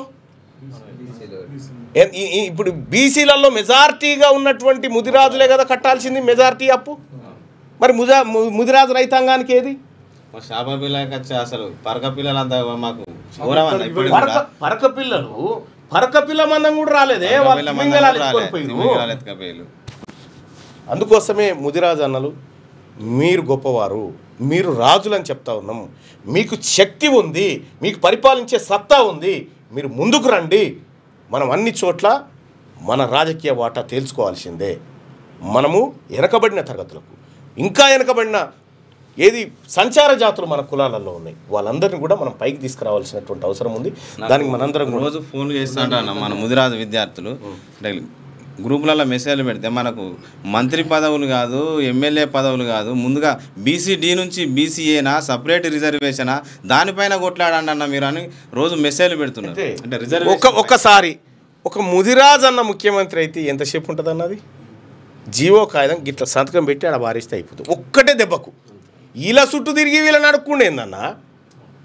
ఇటీవల వీళ్ళ చుట్టూ తిరిగి ఒక్కసారి మన బీసీ వాడు ముఖ్యమంత్రి అయితే ఏం కావాలంటే అది అయిపోతుంది కదన్న నిమిషంలో. ఒక్కటే నిమిషం దానికి ఇలా చుట్టూ తిరిగి వాళ్ళే కార్యాచరణ వీళ్ళు పోరాటం జరిగే ముదిరాజులంతా దీని చుట్టే తిరగాలి పీఠం కాడికి రావద్దు ఇవి కుట్రలు 100% ముదిరాజులకు సుదీర్ఘకాలంగా జరిగినటువంటి అన్యాయం ఏదైతే ఉందో దాన్ని మీరు చెయ్యరు 2028లో మా బీసీ ప్రభుత్వమే వీళ్ళకు న్యాయం చేస్తుంది వాళ్ళందరినీ సమున్నతంగా గౌరవంగా బతికేటువంటి రోజు తీసుకొస్తుంది చిన్న రిక్వెస్ట్ అన్న స్థానిక ఎన్నికలని సెప్టెంబర్లో అన్నారు కానీ మా మెపా డిమాండ్ ఏంటంటే స్థానిక ఎన్నికలకు పోయే ముందు అసలు ముదిరాజుల రిజర్వేషన్ తేల్చాలని మేము డిమాండ్ చేస్తున్నాం రిజర్వేషన్ అంశము ఎన్నికల మేనిఫెస్టోలో ఇచ్చింది ఎన్నికల మేనిఫెస్టోలో కామారెడ్డి డిక్లరేషన్లో 42% రిజర్వేషన్ 42% కాంట్రాక్టులు ఇవన్నీ చెప్పారు ఇప్పుడేమంటున్నారు పార్టీ పరంగా ఇస్తే ఒప్పుకోవడానికి సిద్ధంగా లేడు పార్టీ పరంగా ఇస్తా అంటే మీ పార్టీని పండబెట్టి తొక్కుతాం మేమైతే ఒప్పుకోవడానికి సిద్ధంగా లేము వాకిడి శ్రీ అసెంబ్లీలో అనడం జరిగిందన్న నాకు మేమెంతో మాకంత మెపా డిమాండ్ కూడా అన్నాడ చెప్పడం జరిగింది ఇంకోటి వాకిడి శ్రీ అన్న కూడా అదే అసెంబ్లీలో నాకు మంత్రి పదవి కంటే ముదిరాజుల రిజర్వేషన్ నాకు గొప్పది దానికోసం దేనికైనా సిద్ధం నేను రాజీనామాకైనా ఈ సందర్భంగా ఒక విషయం చెప్తున్నాను నేను ఇప్పుడు లైవ్ ద్వారా చెప్తాను నేను 1999 వరల్డ్ కప్ అనుకుంటా అదే కదా భరత్ అందులో ఆయన పేరేంది మురళీధరన్ ఆయన చేపలు పట్టేటువంటి ఆ జాతుల నుంచి వచ్చినటువంటి బిడ్డ ఆయనని ఎంపైర్లు అడ్డుకొని బౌలింగ్ స్పిన్ను కాదు ఇసిరేస్తుందని చెప్తే ఆయన పేరేంది అర్జున రణతుంగ కెప్టెను నువ్వు నా జాతిని అవమానిస్తున్నావు నా వాళ్ళని అవమానిస్తున్నావు నేను నీ క్రికెట్ ఆడపు అని చెప్పి గ్రౌండ్ నుంచి బయటికి వెళ్ళొచ్చాను ఒక్కసారి శ్రీహరి ముదిరాజ్ నా జాతులకు రిజర్వేషన్ ఇవ్వకపోతే నేను ఎల్లుండి రాజీనామా చేస్తామని చెప్పమని గంట సేపట్లో రిజర్వేషన్ దిగుతుంది ఒక్కటే గంటల మాకు కావాల్సిన 100% విద్యార్థుల కోసం యువత కోసం రిజర్వేషన్ అంశాన్ని కంపల్సరీ ఖచ్చితంగా ఇది తేలాల్సిన అంశం దానికోసం బీసీలందరం కూడా ముందు వరుసలో ఉన్నాం ముదిరాజ్ అన్నలతోని కలిసి నడిచి ముందుకు పోవడానికి మేము సిద్ధంగా ఉన్నాం ఈ సందర్భంగా హన్మకొండ జిల్లా ప్రధాన కార్యదర్శి శ్యామచ్చుడన్న వరంగల్ జిల్లా అధ్యక్షుడు తాళ్ళ రవీందర్ అన్న రాష్ట్ర కార్యదర్శి దండు చిరంజీవి రాష్ట్ర ఉపాధ్యక్షులు చిరుత వెంకటేశ్వర్లు హన్మకొండ జిల్లా అధ్యక్షులు పులి రాజేష్ రాష్ట్ర గౌరవ సభ పులి ప్రభాకర్ అన్న రాష్ట్ర కార్యదర్శి నీరెడ్డి రాజు ఉపాధ్యక్షులు రాదన్న రాష్ట్ర కార్యదర్శి సింగారపు రామకృష్ణ మీ అందరికీ కూడా తెలంగాణ బీసీజేఏసీ ఉద్యమ వందనాలు తెలియజేసుకుంటూ మీ పోరాటంలో మేము అడుగేస్తాం thank you so much right అన్న థ్యాంక్ యూ ఇక సుదర్శన్ ఇక బీసీ రిజర్వేషన్లపై ఏం చేద్దాం స్థానిక ఎన్నికలకు హైకోర్టు డెడ్ లైన్ నేపథ్యంలో రాష్ట్ర సర్కార్ సమాలోచనలు ప్రస్తుతం రాష్ట్రపతి దగ్గర రిజర్వేషన్ల బిల్లు త్వరలోనే అఖిలపక్షంతో ఢిల్లీకి వెళ్లేందుకు ప్లాన్ లీగల్ ఒపీనియన్ కూడా తీసుకుంటున్న ప్రభుత్వం డెడ్ లైన్ కన్నా ముందే ఎన్నికలు ముగించేలా ప్రణాళిక మరో వారం 10 రోజుల్లో క్లారిటీ ఇక త్వరలో బీసీలకు పార్టీ పరంగా 42% రిజర్వేషన్లపై త్వరలో నీ నిర్ణయమేమని కావాలి ఈ దిక్కుమాలి నిర్ణయం మాకెందుక పంచాయతీ ఎన్నికలపై కోర్టు తీర్పును స్వాగతిస్తున్నాం జూబ్లీహిల్స్ బైపోల్లో పోటీ చేస్తాం గెలుపు మాదే బనకచర్లను అడ్డుకొని తీరుతాం అని చెప్పి పీసీసీ చీఫ్ చెప్తున్నటువంటి మాట బనకచర్లను అడ్డుకొని తీరుతావు కానీ రిజర్వేషన్లు ఇచ్చి తీరవా ఇయాల్టి నుంచి బోనాలు హైదరాబాద్లో నెల రోజుల పాటు వైభవంగా జరగనున్న ఆషాఢ బోనాల సంబరాలు గురువారం నుంచి మొదలు కానున్నాయి గోల్కొండ కోటలో కొలువైన జగదాంబిక మహంకాళి అమ్మవారికి తొలి బోనం సమర్పించడంతో వేడుకలు ప్రారంభమవుతాయి అయితే బుధవారం గోల్కొండ కోటలో మెట్ల పూజ నిర్వహించారు జూలై 13న బోనాల పండుగకు నేను కూడా పోలే తాడూరు సీనన్న ఆహ్వానం మేరకు పోవాల్సిందే కానీ ఈ కార్యక్రమం ఉంది ఇంకొక అత్యవసర కార్యక్రమం వల్ల పోలేకపోయినా ఎవరైతే మన కుమ్మర బిడ్డలు మన శాలివాహన బిడ్డలు ఎవరైతే ఉన్నారో వాళ్ళు తొలి బోనం ఎక్కిస్తారు చాలా అద్భుతమైన ఘట్టం అది ఆ బిడ్డలకే దక్కుతుంది ఆ గొప్ప ఈ బీసీలకు దక్కడం ఒక శుభ సూచకం ఇక బుధవారం గోల్కొండ కోటలో మెట్ల పూజ నిర్వహించారు జూలై 13న సికింద్రాబాద్ ఉజ్జయిన్ మహంకాళి డౌట్ ఇప్పుడు బీసీలం బోనాలు పెడతాం కదా రెడ్లు బోనాలు తీస్తారా మీ ఊర్లో ఎక్కడ ఉందన్నా ఊర్లో చేస్తారా అరే ఒకసారి ఇది పబ్లిక్ని అడుగుదాం చేస్తే కూడా వాళ్ళు ఎత్తుకోరు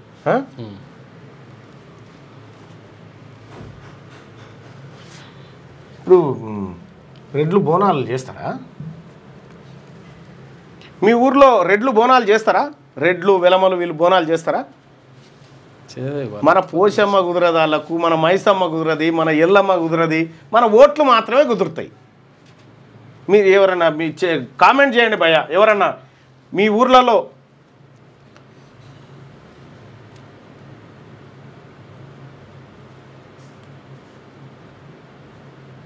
చేయరు అన్నా చేయరంటారు. లేదు నల్గొండ నో. మీ ఊర్లో కాదు, ఏ ఊర్లో చేయరు వాళ్ళు. మన బోనాలే చేయని వాళ్ళు, మన ఎల్లమ్మ, మన పోషమ్మ, సూర్యాపేట మా ఊర్లో చేయరు. ఏ ఊర్లో చేయరు వాళ్ళు. అసలు బోనాల పండుగకి వాళ్ళకి సంబంధమే లేదు. చేస్తామంటుండే ఇక్కడ నరేందర్ రెడ్డి అంటుండు. మరి ఆయన ఏడ చేస్తారో మనకు తెలియదు. కొన్ని దగ్గర చేస్తారు కానీ చేసినా కానీ వాళ్ళు ఎత్తుకోరు. మళ్ళీ అదొకటి ఉంటుంది.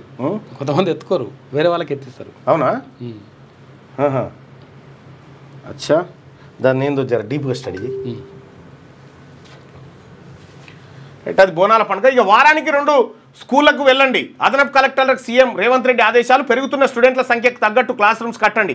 మధ్యాహ్న భోజనం కోసం సోలార్ కిచెన్లు, సివిల్ మెకానికల్, ట్రిపుల్ కోర్సులకు డిమాండ్ ఎందుకు లేదు? ఐఐటీల్లో అన్ని కోర్సులకు డిమాండ్ ఉన్నట్లే రాష్ట్ర ఇంజనీరింగ్ కాలేజీలో ఉండాలి. వచ్చే నెల మొదటి వారంలో ఇంజనీరింగ్ అడ్మిషన్ల ప్రక్రియ చేపట్టాలని సూచన చేస్తా ఉన్నాడు. అయితే నేను చెప్పినటువంటి ప్రక్రియ వైపు వెళ్ళండి ముఖ్యమంత్రి గారు. దానివల్ల మీకు మంచి పేరు వస్తుంది, ప్రభుత్వానికి మంచి పేరు వస్తుంది. ఇక బనకచర్లపై న్యాయ పోరాటం, లీగల్ రోడ్ మ్యాప్ తయారు చేయండి. అధికారులకు మంత్రి ఉత్తమ్ ఆదేశం. 30న ప్రజాభవన్లో ప్రాజెక్టుపై పవర్ పాయింట్ ప్రజెంటేషన్. బీఆర్ఎస్ హయాంలోనే ఏపీ ఆ ప్రాజెక్టును పట్టాలు ఎక్కించింది. దాని వెనుక రాజకీయ కోణాలను బయట పెడతాం. కాళేశ్వరం బ్యారేజీల పునరుద్ధరణను స్పీడప్ చేయాలి. డిజైన్ కన్సల్టెంట్గా ఉంటామని ఎన్డీఎస్ఏ ముందుకొచ్చింది. ఎస్ఎల్బీసీ ప్రాజెక్టుకు లైడార్ సర్వే చేయాలని సూచన. టన్నెల్ ప్రాజెక్టుల కోసం ప్రభుత్వ సలహాదారులుగా 2 ఆర్మీ నిపుణులను నియమిస్తూ ఉన్నారట. దానికోసం మీరు బనకచర్ల పైన న్యాయ పోరాటం, బీసీలను కూడా 42% రిజర్వేషన్ పైన అట్లే ఉంటుంది. బనకచర్ల గట్టిరే అనుకో, మీరు రాజీనామా చేసిన ఇంకొక ఆలోచనే లేదు ఇక మీకు. సిబిఎస్ఈ 10వ తరగతికి 2 టర్ముల పరీక్ష విధానం. విద్యార్థులపై అకాడమిక్ ఒత్తిడిని తగ్గించేందుకు సిబిఎస్ఈ కీలక నిర్ణయం తీసుకుంది. 2026 విద్యా సంవత్సరం నుంచి 2 సార్లు 10th ఎగ్జామ్స్ పరీక్ష నిర్వహించనుంది. ఫస్ట్ ఎగ్జామ్ ఫిబ్రవరిలో, రెండో ఎగ్జామ్ మేలో నిర్వహిస్తారట. ఇక పోలవరంపై ఈసారి చర్చ లేదు. ప్రతి మీటింగ్కు 2 గంటల ముందు ఎజెండా నుంచి తొలగింపు. ప్రగతి మీటింగ్కు గత నెల మీటింగ్ టైంలో ఇలాగే తొలగించిన కేంద్రం. ఏపీలోని మిత్రపక్షం కోసమని అనుమానాలు. సిడబ్ల్యూసీ సర్వే చేయిస్తామన్న అది అతిగతి లేదు. కేంద్ర తీరుపై రాష్ట్ర సర్కార్ అసంతృప్తి. ఇగో ఇట్లా ఉంది కథ. పూణే మెట్రో ఫేజ్ 2కు 3626 కోట్లు. ఆగ్రాలో పొటాటో రీసెర్చ్ సెంటర్ ఏర్పాటుకు 111 కోట్లు. కేంద్ర కేబినెట్లో కీలక నిర్ణయాలు తీసుకున్నారు. తెలంగాణకైతే ఏకార పైసిచ్చు లేదు. గ్రేటర్ భూముల అక్రమాల వెనుక ఫోన్ ట్యాపింగ్ అట. 4 జిల్లాల కలెక్టర్లు వారి సీసీల ఫోన్లు ట్యాప్ అయినట్లు గుర్తించిన సిట్. ప్రముఖ రియల్ ఎస్టేట్ వ్యాపారులు, డెవలపర్ల ఫోన్లు కూడా. అన్యక్రాంతమైన ప్రభుత్వ భూములు ట్యాపింగ్కి ఏమైనా సంబంధం ఉందా అనే కోణంలో దర్యాప్తు. మంత్రి దామోదర్ రాజనరసింహ, మాజీ ఎమ్మెల్యే జగ్గారెడ్డి ఫోన్లపైన నిఘా. త్వరలో నోటీసులు ఇచ్చేందుకు ఇచ్చి స్టేట్మెంట్లు రికార్డు చేయనున్న అధికారులు. ఇంత లుచ్చా పని చేసింది గతంలో సర్కార్. దీని గురించి మాట్లాడుతూనే లేరు బీఆర్ఎస్. Dengue danger. మొదలైన సీజనల్ జ్వరాలు పిల్లలు, వృద్ధుల్లో చాలా మందికి ఏదో రకమైన వైరల్ ఫీవర్ వస్తుందంట. ప్రభుత్వ ప్రైవేట్ దవాఖానలకు వైరల్ ఫీవర్స్తో క్యూ కడుతున్నారు. రాష్ట్ర వ్యాప్తంగా 500 దాకా డెంగ్యూ కేసులు. అలర్ట్గా ఉండాలని డాక్టర్లు సూచిస్తున్నారు. అమెరికాను చేరే బాలిస్టిక్ మిసైల్ చైనా సాయంతో సీక్రెట్ గా తయారు చేస్తున్న పాకిస్తాన్. అమెరికా నిఘా వర్గాల వెల్లడి. టెక్నాలజీ ఆయుధాలు అందిస్తున్న బీజింగ్ డిఫెన్స్ ను బలోపేతం చేసుకునే ప్లాన్ లో పాకిస్తాన్ ఉందట. పాకిస్తాను అమెరికా మొన్న పిలుచుకొని విందు భోజనాలు పెట్టినవుగా, వాని పని ఎట్లు చూడు. ట్రంప్కు శాంతి నోబెల్ ఇవ్వండి. ఇజ్రాయెల్ ఇరాన్ యుద్ధాన్ని ఆపారు. నోబెల్ పీస్ ప్రైజ్ కమిటీకి అమెరికా చట్టసభ సభ్యుడు బడ్డీ ఒకటి గుంజుకరా సప్పుడేక ఆడికి పోయి బాంబు వేసి ఇస్తారా బాంబే అన్న అని చెప్పి గుంజుకరా బాంబులు పట్టుకొని చెప్తున్నాడు శాంతి బహుమతి ఇస్తావా అని. ట్రంప్కు నోబెల్ శాంతి ఇవ్వండి. అమెరికా నోబెల్ శాంతి బహుమతి ఇచ్చేదాకా బాంబులు వేస్తూనే ఉంటాడు. అది ఇచ్చేదాకా వేస్తాడు బాంబులు. గట్టిగా ఆంధ్రజ్యోతిలో ఉన్నటువంటి వార్తలు. రోదసిలోకి శుభయాత్ర. అంతర్జాతీయ అంతరిక్ష కేంద్రానికి బయలుదేరిన శుభాన్ శుక్లా. ప్రారంభమైన యాక్సియం 4 మిషన్ తొలి అంకం సక్సెస్. 4 ఆస్ట్రోనాట్లతో భూకక్షలోకి క్రూ డ్రాగన్ వ్యోమనౌక. నేడు సాయంత్రం 4:30 గంటలకు ఐఎస్తో డాకింగ్. రాకేష్ శర్మ తర్వాత 41 సంవత్సరాలకు అంతరిక్షంలోకి వెళ్ళిన మొదటి భారతీయ వ్యోమగామిక శుభాన్ చరిత్ర. 14 రోజుల పాటు అక్కడ ప్రయోగాలు చేసేందుకు సిద్ధమవుతా ఉన్నట. మొత్తానికి చేరిండు పో. ఇంజనీరింగ్ ఫార్మసీలో ఈ ఏడాది పాత ఫీజులే. న్యాయ సలహా మేరకు ప్రభుత్వం నిర్ణయం తీసుకుంది. వచ్చే ఏడాది కాలేజీల ఆదాయ వ్యయాలను సమగ్రంగా పరిశీలించాకే పెంపునకు అనుమతి. ఇక నేడు ఎఫ్సెట్ కౌన్సిలింగ్ షెడ్యూల్ విడుదలవుతుంది. మధ్యాహ్న భోజన పథకంలో సోలార్ కిచెన్లు, ఇంటర్లో విద్యార్థుల సంఖ్యను పెంచాలి, అదనపు కలెక్టర్లు వారానికి 2 సార్లు ప్రభుత్వ పాఠశాలలు సందర్శించాలి. అధికారులతో సమీక్షలో ముఖ్యమంత్రి రేవంత్ రెడ్డి ఆదేశం. ఇక గోదావరి పుష్కర ఏర్పాట్లపై కూడా ఇవాళ సమీక్ష నిర్వహిస్తారట. రైట్గా ఇది పాత ఫీజులే ఇంజనీరింగ్ ఫార్మసీలో ప్రస్తుతానికి, ఇక కొత్త ఫీజులు లేవు. ఆంధ్రజ్యోతి ఎండి రాధాకృష్ణ ఫోన్ ట్యాప్. మావోయిస్టుల సమాచారం కోసం అంటూ గత ప్రభుత్వ హయాంలో రివ్యూ కమిటీకి 618 నంబర్లు, వాటిలో ఆంధ్రజ్యోతి ఎండి నంబర్ కూడా. రాధాకృష్ణకు సిట్ అధికారుల సమావేశం, వాంగ్మూలం ఇవ్వాలని కోరే అవకాశం. పెన్ డ్రైవ్లో ఫోన్ ట్యాపింగ్ సంభాషణలు నాటి ప్రభుత్వంలోని పెద్దలకు అందజేత. అక్రమ ఫోన్ ట్యాపింగ్లో చక్రం తిప్పిన నవీన్ రావు, శ్రవణ్ రావు, ప్రణీత్ రావు. బీఆర్ఎస్ ఎమ్మెల్సీ నవీన్ రావుపై సిట్ నజర్ పెట్టిందట. ఒక్క ఆంధ్రజ్యోతి ఎండిదేంది, ఎవరి ముందు చేసిరో ఇంకా సొంత పార్టీ వాళ్ళదే చేసిండు నమ్మకుంటా. 90 రోజుల్లో స్థానిక ముగించాలి. పంచాయతీ ఎన్నికలపై సర్కార్ హైకోర్టు స్పష్టీకరణ. సెప్టెంబర్ 30 లోపు ఫలితాలు ప్రకటించాలి. 30 రోజుల్లో ప్రభుత్వం రిజర్వేషన్లు ఖరారు చేయాలి. ఎస్ఈసి 60 రోజుల్లో ఎన్నికలు పూర్తి చేయాలని హైకోర్టు ఆదేశం. ఎన్నికలపై ఇప్పటికే 14 నెలల ఆలస్యమైంది, దానిపై చర్చించే సమయం లేదని ధర్మాసనం వ్యాఖ్యలు చేసిందట. ఈ ఆలస్యం కావడానికి మరి ఫస్టే పిటిషన్ 2024 లేస్తే ఎందుకు ఆలస్యం చేసింది కోర్టు బెంచ్ మీద? అది అత్యవసరం కింద తీసుకోలే కదా. బీసీలకు 42% రిజర్వేషన్లపై ప్రత్యేక జీవో నెలాఖరులోనే ఖరారు చేయాలంటే ఇదొక్కటే దారి. సాధ్యాలను పరిశీలిస్తున్న రాష్ట్ర ప్రభుత్వం న్యాయ నిపుణులతో సమాలోచనలు. ఇప్పటికే ప్రభుత్వానికి కమిషన్ 6 నివేదికలు సమర్పించిందట. మీరు 42% రిజర్వేషన్ ఇవ్వండి, ఇచ్చి ఎన్నికలకు రండి. ఓటమి భయంతోనే స్థానిక ఎన్నికలు జరపడం లేదు. దమ్ముంటే 40 రోజుల పాటు అసెంబ్లీకి సమావేశాలు నిర్వహించాలని చెప్పి హరీష్ రావు. నిర్వహించేలా దొంగగా దొడ్లకు రాదన్నట్టుగా ప్రతిపక్ష నాయకుడే రాడా. మీ మామని రమ్మని ఫస్ట్. నాడు రాజ్యాంగ స్ఫూర్తి ధ్వంసమైంది. దేశ చరిత్రలో ఎమర్జెన్సీ కాలం ఒక చీకటి అధ్యాయం. ప్రాథమిక హక్కులను కాలరాశారు, పత్రికా స్వేచ్ఛను హరించారు, నేతలు విద్యార్థుల్ని జైల్లోకి తొక్కారు. నాకు అదో అనుభవపూర్వక అభ్యసనం అని చెప్పేసి ప్రధానమంత్రి నరేంద్ర మోడీ అంటుండు. ఎమర్జెన్సీ నాటి స్వీయ అనుభవాల సంకలన పుస్తకం ఆవిష్కరించింది. ఇంకా ఇదే కాదు, గుజరాత్ ఫైల్స్ అని ఒక బుక్ ఉంది, ఆడ నా టేబుల్ మీద ఉంటుంది తెప్పు. అది చదువురి. ఎమర్జెన్సీని మించిన ఎమర్జెన్సీ చేసిండు సార్ గుజరాత్లో. ఈ ఎమర్జెన్సీని మించిన ఎమర్జెన్సీ మొన్న నయీం ఎన్కౌంటర్ దాకా ఒక్కటి కాదు, చాలా కనిపించని కథ ఉంది చాలాది. కిడ్నీ మార్పిడి దందా. కోదాడకు చెందిన రైతు నుంచి 22 లక్షలు వసూలు చేసిన ఓ ముఠా. విజయవాడలో ముఠా సభ్యులకు పట్టుకున్న పోలీసులట. కిడ్నీ మార్పిడి దందా అన్నట్టు ఇది చూసుకో. కిడ్నీ మార్పిడి చేయిస్తామని నమ్మబలికి బాధితుల నుంచి భారీగా డబ్బు వసూలు చేస్తున్న ఓ ముఠాను సూర్యాపేట జిల్లా పోలీసులు పట్టుకున్నారట. ఏం దందనో ఏమో పరి.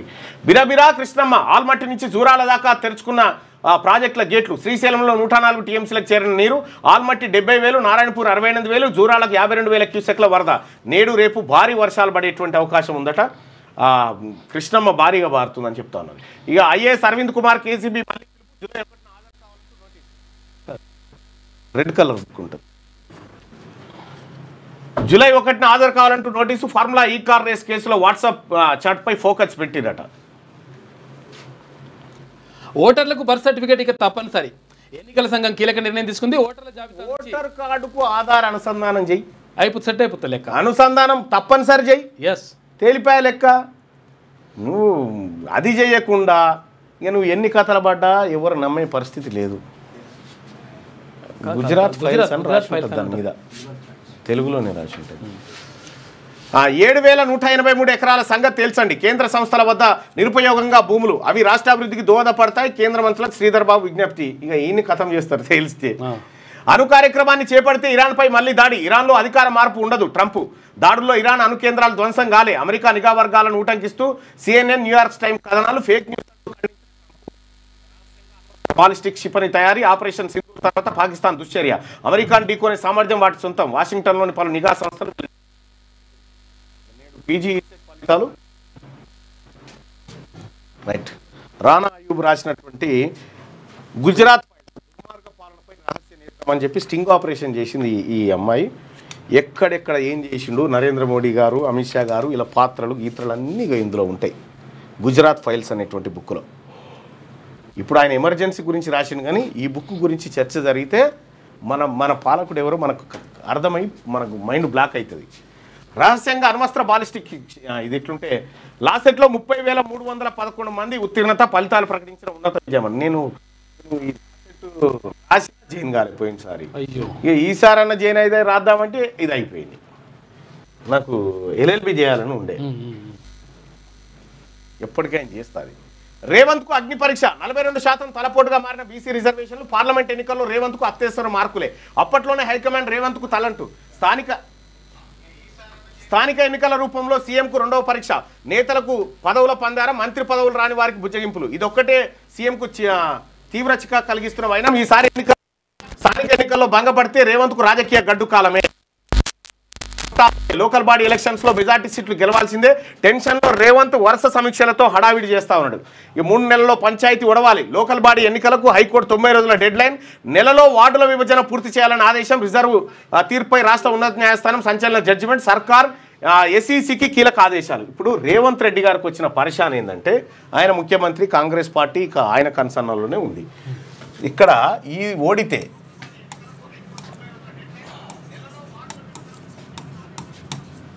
అసెంబ్లీ ఎన్నికల్లో ఆయనకు తాకిన ఎదురు దెబ్బలు చెప్తున్నా అసెంబ్లీ ఎన్నికల్లో ఎన్ని 63 64 గెలిచిరుగా అసెంబ్లీ 63 అసెంబ్లీ ఎన్నికల్లో 63 స్థానాలను కాంగ్రెస్ గెలిచింది గెలిచిన తర్వాత 10 మంది బీఆర్ఎస్ నాయకులను కాంగ్రెస్లో చేర్చుకున్నట్టుగా కొంతమంది కండువాలు కూడా కప్పేసింది అందులో చాలామంది మళ్ళీ బ్యాక్ వెళ్ళిపోయారు అది మొదటి దెబ్బ బీఆర్ఎస్ ఎమ్మెల్యేల పార్టీ ఫిరాయింపు కాడ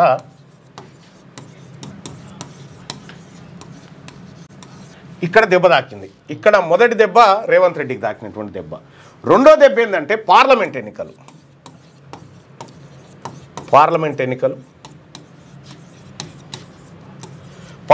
ఎన్నికల్లో మొత్తం 17 స్థానాలుంటే 8 ఒకటి ఎంఐఎంకి పోయింది 8 బీజేపీకి పోయినాయి 8 కాంగ్రెస్కి వచ్చినాయి మోరోవర్ ఏంటంటే రేవంత్ రెడ్డి గారు ప్రాతినిధ్యం వహిస్తున్నటువంటి మహబూబ్ నగర్ పార్లమెంటు పరిధిలోనే కాంగ్రెస్ ఓడిపోయింది రేవంత్ రెడ్డి గారు సిట్టింగ్ ఎంపీగా ఉన్న మల్కాజ్గిరిలో కాంగ్రెస్ ఓడిపోయింది రేవంత్ రెడ్డి గారు ఇన్ఛార్జిగా ఉన్న చేవెళ్లలో కాంగ్రెస్ ఓడిపోయింది ఇట్లా 8 స్థానాలు పోయినాయి ఇక్కడ మరో దెబ్బ ఒకవేళ ఆ 8 కనుక 16 సీట్లు కనుక కాంగ్రెస్కి వచ్చినంటే బీజేపీ నరేంద్ర మోడీ గారు ప్రధానమంత్రి అయ్యే అవకాశం చాలా తగ్గేది అస్సలు దెబ్బ ఇక్కడ దాకింది పార్లమెంట్ ఎన్నికల్లో ఇక్కడ దెబ్బ దాకిందా ఇక ఆ తర్వాత ఎమ్మెల్సీ ఎన్నిక నా ఎమ్మెల్సీ ఎన్నిక వచ్చింది నా ఎమ్మెల్సీ ఎన్నికల్లో ఇప్పుడు నేను అభ్యర్థిని కాకపోయినుంటే కాంగ్రెస్ సీడ ఇప్పటి వరకు గెలవలే ఏది ఈ స్థానంలో మొట్టమొదటిసారిగా నేనే గెలిచిన కాంగ్రెస్ అభ్యర్థిని ఇక్కడ నా ఎన్నిక రూపంలో కొంత ఊరట లభించింది కాకపోతే నన్ను ఓడగొట్టాలని విశ్వ ప్రయత్నాలు చేశారు అనుకో ఇదే రెడ్లు వీళ్ళందరూ కూడా విశ్వ ప్రయత్నాలు చేశారు సరే అది అటు పెడితే ఇక మొన్న జరిగినటువంటి ఎమ్మెల్సీ ఎన్నికలు జరిగినాయి 3 ఎమ్మెల్సీ స్థానాలకు ఎన్నికలు జరిగితే ముఖ్యమంత్రి రేవంత్ రెడ్డి గారు ప్రచారం చేసినా కూడా గెలవలే కాంగ్రెస్ పార్టీ ఇట్లా వరుస దెబ్బలు దాకినాయి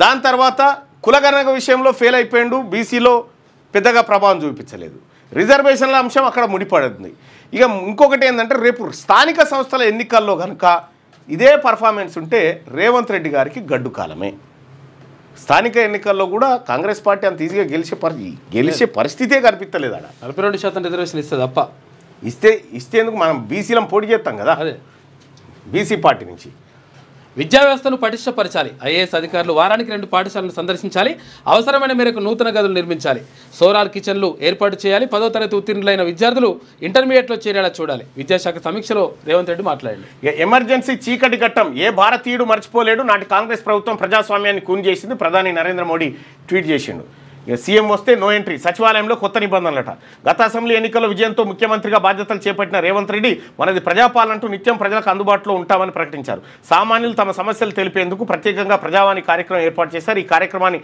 ప్రతి శుక్రవారం ఉదయం 10 గంటల నుంచి మధ్యాహ్నం 1 గంట వరకు నిర్వహిస్తూ ఉన్నారని చెప్తా ఉన్నారు ఇక ముఖ్యమంత్రి వస్తే ఎవరిని లోపలికి రానియచ్చట్లేదు లేదట రోదసీలోకి శుభాంశ్ శుక్లా ఇక నాసా ఇస్రో యాక్సియం స్పేస్ భాగస్వామ్యం సక్సెస్ అయింది అంతరిక్ష పరిశోధన కేంద్రంలో 14 రోజుల పాటు శుభాంశ్ శుక్లా బృందం 41 ఏళ్ల తర్వాత రోదసీలోకి అడుగుపెట్టిన రెండో భారతీయుడు శుభాంశుకు అభినందనలు వెల్లువ రైట్గా ఎమర్జెన్సీకి 50 ఏళ్లు బాధితుల కోసం 2 నిమిషాల మౌనం పాటించిన కేంద్ర కేబినెట్ ఆగ్రాలో పొటాటో పరిశోధన సెంటర్ ఏర్పాటుకు ఆమోదం పూణే మెట్రో విస్తరణ గ్రీన్ సిగ్నల్ శుభాంశు అభినందనలు తెలిపిన కేబినెట్ 5,940 కోట్ల జూరియా మాస్టర్ ప్లాన్కి ఆమోదం దక్షిణాది ఊసే లేకుండా ముగిసిన సమావేశం దక్షిణాది మీద ప్రేమ ఉంటే కదా ఇక్కడ మంత్రులు ఉన్నారు కానీ ఏం లాభం లేదు రెయిన్ అలర్ట్ రానున్న 3 రోజుల్లో భారీ వర్షాలు వాతావరణ శాఖ హెచ్చరిక పలు జిల్లాలకు ఎల్లో అలర్ట్ జారీ ఇక 10 పరీక్షలు ఏడాదికి 2 సార్లు 2026 విద్యా సంవత్సరం నుంచి అమల్లోకి సిబిఎస్ఈ కీలక నిర్ణయం విద్యార్థులపై ఒత్తిడి తగ్గింపే టార్గెట్ అట ఇక ఆల్ పార్టీ సట్టర్ ఫ్లాప్ బనకచర్లపై కొనబడిన స్పష్టత బీజేపీ బీఆర్ఎస్ కాంగ్రెస్ అన్ని పార్టీలది అదే మొద్దు నిద్ర ఏపీ సర్కార్ మాత్రం బనకచర్ల ప్రాజెక్టు నిధుల సేకరణపై దృష్టి పెట్టింది ఇక జలహారతి కార్పొరేషన్ లిమిటెడ్ పేరుతో ప్రత్యేక సంస్థ ఏర్పాటు ఇక పీపీటీ న్యాయ పోరాటం పేరుతో తెలంగాణ సర్కార్ టైంపాస్ ఇక ప్రజా ఉద్యమాల జోలికే పోని బీఆర్ఎస్ బీజేపీ పార్టీలు స్టేట్మెంట్లకే పరిమితం అవుతున్న నేతలు ప్రస్తుతం నికర జలాలు వాడుకుంటుంది ఓకే కానీ భవిష్యత్తులో ఏపీకి బనకచర్ల హక్కుగా మారుతుందని నిపుణుల హెచ్చరిక బనకచర్ల పోతే కథం ఉత్తమ్ కుమార్ రెడ్డి గారు బనకచర్ల అక్కడ ప్రారంభమైందంటే ఇక్కడ మీరు రాజీనామాకు సిద్ధపడవలసిందేగా పాక్ పాడుబుద్ధి న్యూక్లియర్ బాలిస్టిక్ మిసైల్ రహస్య తయారీ అమెరికా నిఘా సంస్థల వెల్లడి సక్సెస్ అయితే చైనా రష్యా ఉత్తర కొరియా సరసన పాక్ మానుకోమని పాకిస్తాన్కు అమెరికా వార్నింగ్ లేకుంటే పాక్కు ఇరాన్ గతి అని చెప్పి చెప్తా ఉన్నారట పాకిస్తాన్ ఒక పనిలో ఉన్నది అదరగొట్టిన యంగ్ టీమిండియా ఇంగ్లాండ్పై ఘన విజయం 444 పరుగులు చేసిన భారత్ 231 పరుగుల తేడాతో విక్టరీ శతకంలో విరుచుకుపడ్డ పంగాలి అనట పొరగాళ్ళు వీళ్ళు నయం ఉన్నారు నయమే అవును వీళ్ళు నయం ఉన్నారు ఒకసారి సాక్షి దినపత్రికలో ఉన్నటువంటి వార్తలు చూద్దాం కెరీర్ బెస్ట్ ర్యాంక్లో పంతున్నాడట అతిపెద్ద రిస్క్ జియో ఇక అందరూ వద్దన్నా వినలేదు ముఖేష్ అంబానీ అంటున్నాడు గట్టిగా నిర్బంధంలో ప్రజాస్వామ్యం ఎమర్జెన్సీకి సంబంధించినటువంటి వార్త అయితే ఖర్గే వర్సెస్ తరూర్ సొంత పార్టీ ఎంపీ శశి తరూర్పై కాంగ్రెస్లో అసహనం పరాకాష్ఠకు చేరుతుంది ఆయన తీరుపై ఖర్గే వ్యంగ్యాస్త్రాలు విసిరారట సిబిఎస్ఈ 10th ఎగ్జామ్ 2 సార్లు పెడతారట ఫిబ్రవరిలో మేలో పెడతారట న్యూయార్క్ మేయర్ అభ్యర్థిగా ఎవరైనా డెమోక్రాట్ పార్టీకి నామినీగా భారత సంతతికి చెందిన జోఫ్రా మమ్దాని ఎన్నికయ్యారట మొగులు దిగులు కరుణించని వరుణుడు జోరందుకొని సాగు రాష్ట్రంలో 26 జిల్లాల్లో వర్షాభావ పరిస్థితులు 8 జిల్లాల్లో తీవ్రం గతేడాది ఇప్పటికీ 38 లక్షల ఎకరాల్లో పంటలు ఏడాది 29 లక్షల ఎకరాలకే పరిమితం ముందస్తు వర్షాలతో వేసిన విత్తనాలు మొలకెత్తని వైనం కొన్ని చోట్ల మొలకలు వచ్చినా ఎండిపోతున్న తీరు పత్తి మక్క రైతుల పరిస్థితి దారుణం మళ్ళీ విత్తనాలు వేస్తున్న పత్తి రైతులు అప్పు చేసి పెట్టుబడి పెడుతున్నామంటూ ఆవేదన అంతరిక్షంలో ఘనంగా 2వ అడుగు ఇక రోజసీలోకి శుభాన్ శుక్లా 2వ భారతీయుడిగా రికార్డు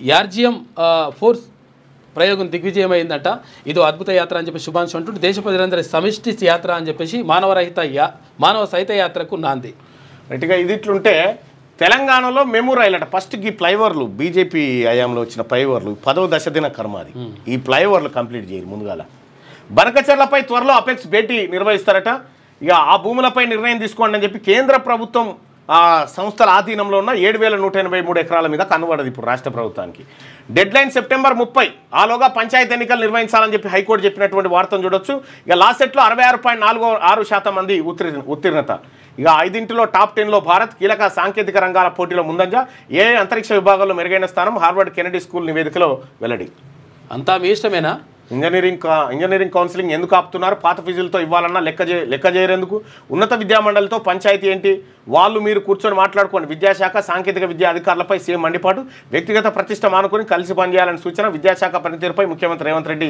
సమీక్ష నిర్వహించింది ఇక యుద్ధం ముగిసింది అని చెప్పి చెప్తా ఉన్నాడు యుద్ధం ముగిసిందంటూ ట్రంప్ ప్రకటన అయినా కొనసాగిన దాడులట ట్రంప్ని ఎవరు దేకను కూడా దేకలేనట్టు అటు ఇరాన్ ఇరాక్ ఏది ఇజ్రాయెల్ వాళ్ళు అద్వితీయ శుభారంభం జరిగింది అంతరిక్షంలోకి భారత వ్యోమగామి శుభాన్స్ పోయింది అని చెప్పి నమస్తే తెలంగాణలో ఒక పొమ్మని చెప్పిన కేసీఆర్ అని రాయలే పొమ్మని చెప్పిన కేసీఆర్ రాస్తారు 3 నెలల్లో పంచాయతీ సెప్టెంబర్ 30 నాటికి ఎన్నికల ప్రక్రియ ముగించాలి హైకోర్టు 30 రోజుల్లో ప్రభుత్వ చర్యలు పూర్తి కావాలి తర్వాత 2 నెలల్లోగా ఎస్సీసీ ఎన్నికలు జరపాలి సర్కారుకు ఎన్నికల సంఘానికి హైకోర్టు ఆదేశం 8 పేజీల తీర్పు వెలువరించిన జస్టిస్ మాధవీదేవి తాజా మాజీలను కొనసాగించేందుకు నిరాకరణ నిరుడు జనవరి 31న ముగిసిన పదవి కాలం ఏడాదిన్నర దాటిన ఎన్నికల ఊసెత్తని ప్రభుత్వం బీసీలకు 42% కోటా లేనట్టే లేకపోతే ప్రతిపక్షం మీ బాధ్యత లేదా మీ బాధ్యత లేదనుకుంటా 33-23కు తెచ్చిన పాపాత్ముల పార్టీ మీది బిల్లులు ఆమోదించి 3 నెలలుగా పెండింగ్ అసెంబ్లీ తీర్మానంతో చేతులు దులుపుకున్న సర్కార్ కోర్టు తీర్పు సాకుతో హామీకి కాంగ్రెస్ ఎగనామం పెడతాడు కాంగ్రెస్ పని అవుతుంది బీఆర్ఎస్ పని అవుతుంది 23% అయినా ఉంటుందా ఈ 33-23కు తెచ్చింది ఎవడు కేసీఆర్ డెడికేటెడ్ కమిషన్ నివేదిక తప్పనిసరి కొత్తగా మళ్ళీ ఏర్పాటు చేయాల్సిందే లేదంటే అంతే సంగతి మహారాష్ట్ర గుజరాత్ రాష్ట్రాలే ఉదాహరణట ఎస్సీ వర్గీకరణ అమలుపై సందిగ్ధత నెలకొన్నదట ఇక హైకోర్టు తీర్పును అమలు చేస్తారా అప్పీలుకు వెళ్తారా ఎన్నికల నిర్వహణపై సర్కార్ దారెటు కాంగ్రెస్లో రెడ్లకు ప్రాధాన్యం తగ్గదు పీసీసీ అధ్యక్షుడు మహేష్ కుమార్ గౌడ్ అదే అంటున్నారు మీరు ఆ పనిలోనే ఉండాలి సివిల్ సప్లైస్లో 1000 కోట్ల రూపాయల కుంభకోణం టెండర్ ధాన్యం మాటున భారీ స్కామ్ ఇప్పటికే 437 కోట్ల రూపాయల మేత మరో 582 కోట్లు కొట్టేసేందుకు రంగం సిద్ధం. చక్రం తిప్పుతున్న ఉత్తమ నేత వ్యూహకర్త. టెండర్ ధాన్యం ఎత్తడంలో విఫలమైన బిడ్డర్లు. ఇప్పుడు ధాన్యం లేదంటూ చేతులెత్తేసిన వైనం. తమ బ్యాంకు గ్యారంటీలు తిరిగి ఇవ్వాలని లేక ధాన్యం ఎత్తకుంటే అంటే అప్పుడు వీళ్ళు చేసినటువంటి ఏ రంగాలలో అవినీతి జరుగుతూ వీళ్ళకి ఎరకగా వీళ్ళు చేసిరు కదా. ఉత్తమ నేత అంటే ఉత్తమ్ కుమార్ రెడ్డి గారు 1000 కోట్ల కుంభకోణం చేసిండు అనేది ఈ వార్త సారాంశం. జలమండలి చెలగాటం. మన ఫోన్ ట్యాపింగ్ ఏం వస్తలేదా ఇలా అట్లా వస్తుంది. జలమండలి చెలగాటం అంటే కృష్ణా గోదావరి పంప్ హౌజులు, పైప్ లైన్లు, శుద్ధి కేంద్రాల నిర్వహణ బాధ్యతలన్నీ ఒకే కంపెనీ కట్టబెట్టే ప్రయత్నాలు చేస్తూ ఉన్నారట. ఒక్క ఫోన్ కాల్తో జలమండలి అధికారుల రివర్స్ గేర్. పాత పద్ధతికి భిన్నంగా ప్రభుత్వానికి మళ్ళీ ప్రతిపాదనట. ఇది ఇట్లుంటే 276 మంది రుణమాఫీ కానీ మొగిలిపేట రైతులట. అయ్యా సీఎం గారు మాకేది రుణమాఫీ, కాంగ్రెస్ ప్రభుత్వమా, మేమేం చేశాం పాపం. అయ్యా సీఎం గారు మాకేది రుణమాఫీ. చాలా మందికి రుణమాఫీ కాలేదంట, కొంతమందికి. అవును. లైవ్లో కామకేలి. ఆన్లైన్లో దంపతుల గలీజ్ దందా. డబ్బులు ఇచ్చిన వారికి ఆన్లైన్ లింకు. తమ భవనం పైనే పరదాలతో సెటప్. హైదరాబాద్ నడిబొడ్డున సెక్స్ భాగవతం. బయట పెట్టిన బట్టబయలు చేసిన టాస్క్ ఫోర్స్ పోలీసులట. ఏం దుర్మార్గం ఇది. అమ్మ ఉద్యోగుల సొమ్ముతో సర్కార్ సోకులు. పింఛన్ వాటాలో వంచనట. సిపిఎస్ ఉద్యోగులతో నిన్న రాసిరు ఇదే. రిటైర్మెంట్ బెనిఫిట్స్ అందక ఆగిన గుండె. ఈ రిటైర్మెంట్ బెనిఫిట్స్ అసలు ఫస్ట్ తారీఖు జీతాలు ఇచ్చే పరిస్థితే లేకుండా చేసిండు కేసీఆర్. ఇందులో ప్రతి పాపానికి కేసీఆర్ పాలు 80% ఉంటుంది. ఎస్. హామీల అమలుపై శ్వేతపత్రం ప్రకటించండి అని చెప్పి మండలి ఫ్లోర్ లీడర్, ఆపోజిషన్ లీడర్. ఏడాదికి 2 సార్లు 10th బోర్డు పరీక్షలంట సిబిఎస్ఈ సంబంధించి. ఇవి ఇందులో ఉన్నటువంటి వార్తా కథనాలు. ఈమె ఆవేదన, ఆతృత అంతా అది. ఇక తెలంగాణలోని బీసీలకు 42% రిజర్వేషన్ల విషయంలో కాంగ్రెస్ పార్టీ పైన నమ్మకం పెరిగిందా తగ్గిందా అంటే తగ్గింది అని 54% మంది ప్రజలు అభిప్రాయపడతా ఉన్నారు. ఇందులో దాదాపు 5,500 మంది ఓటింగ్లో పాల్గొన్నారు.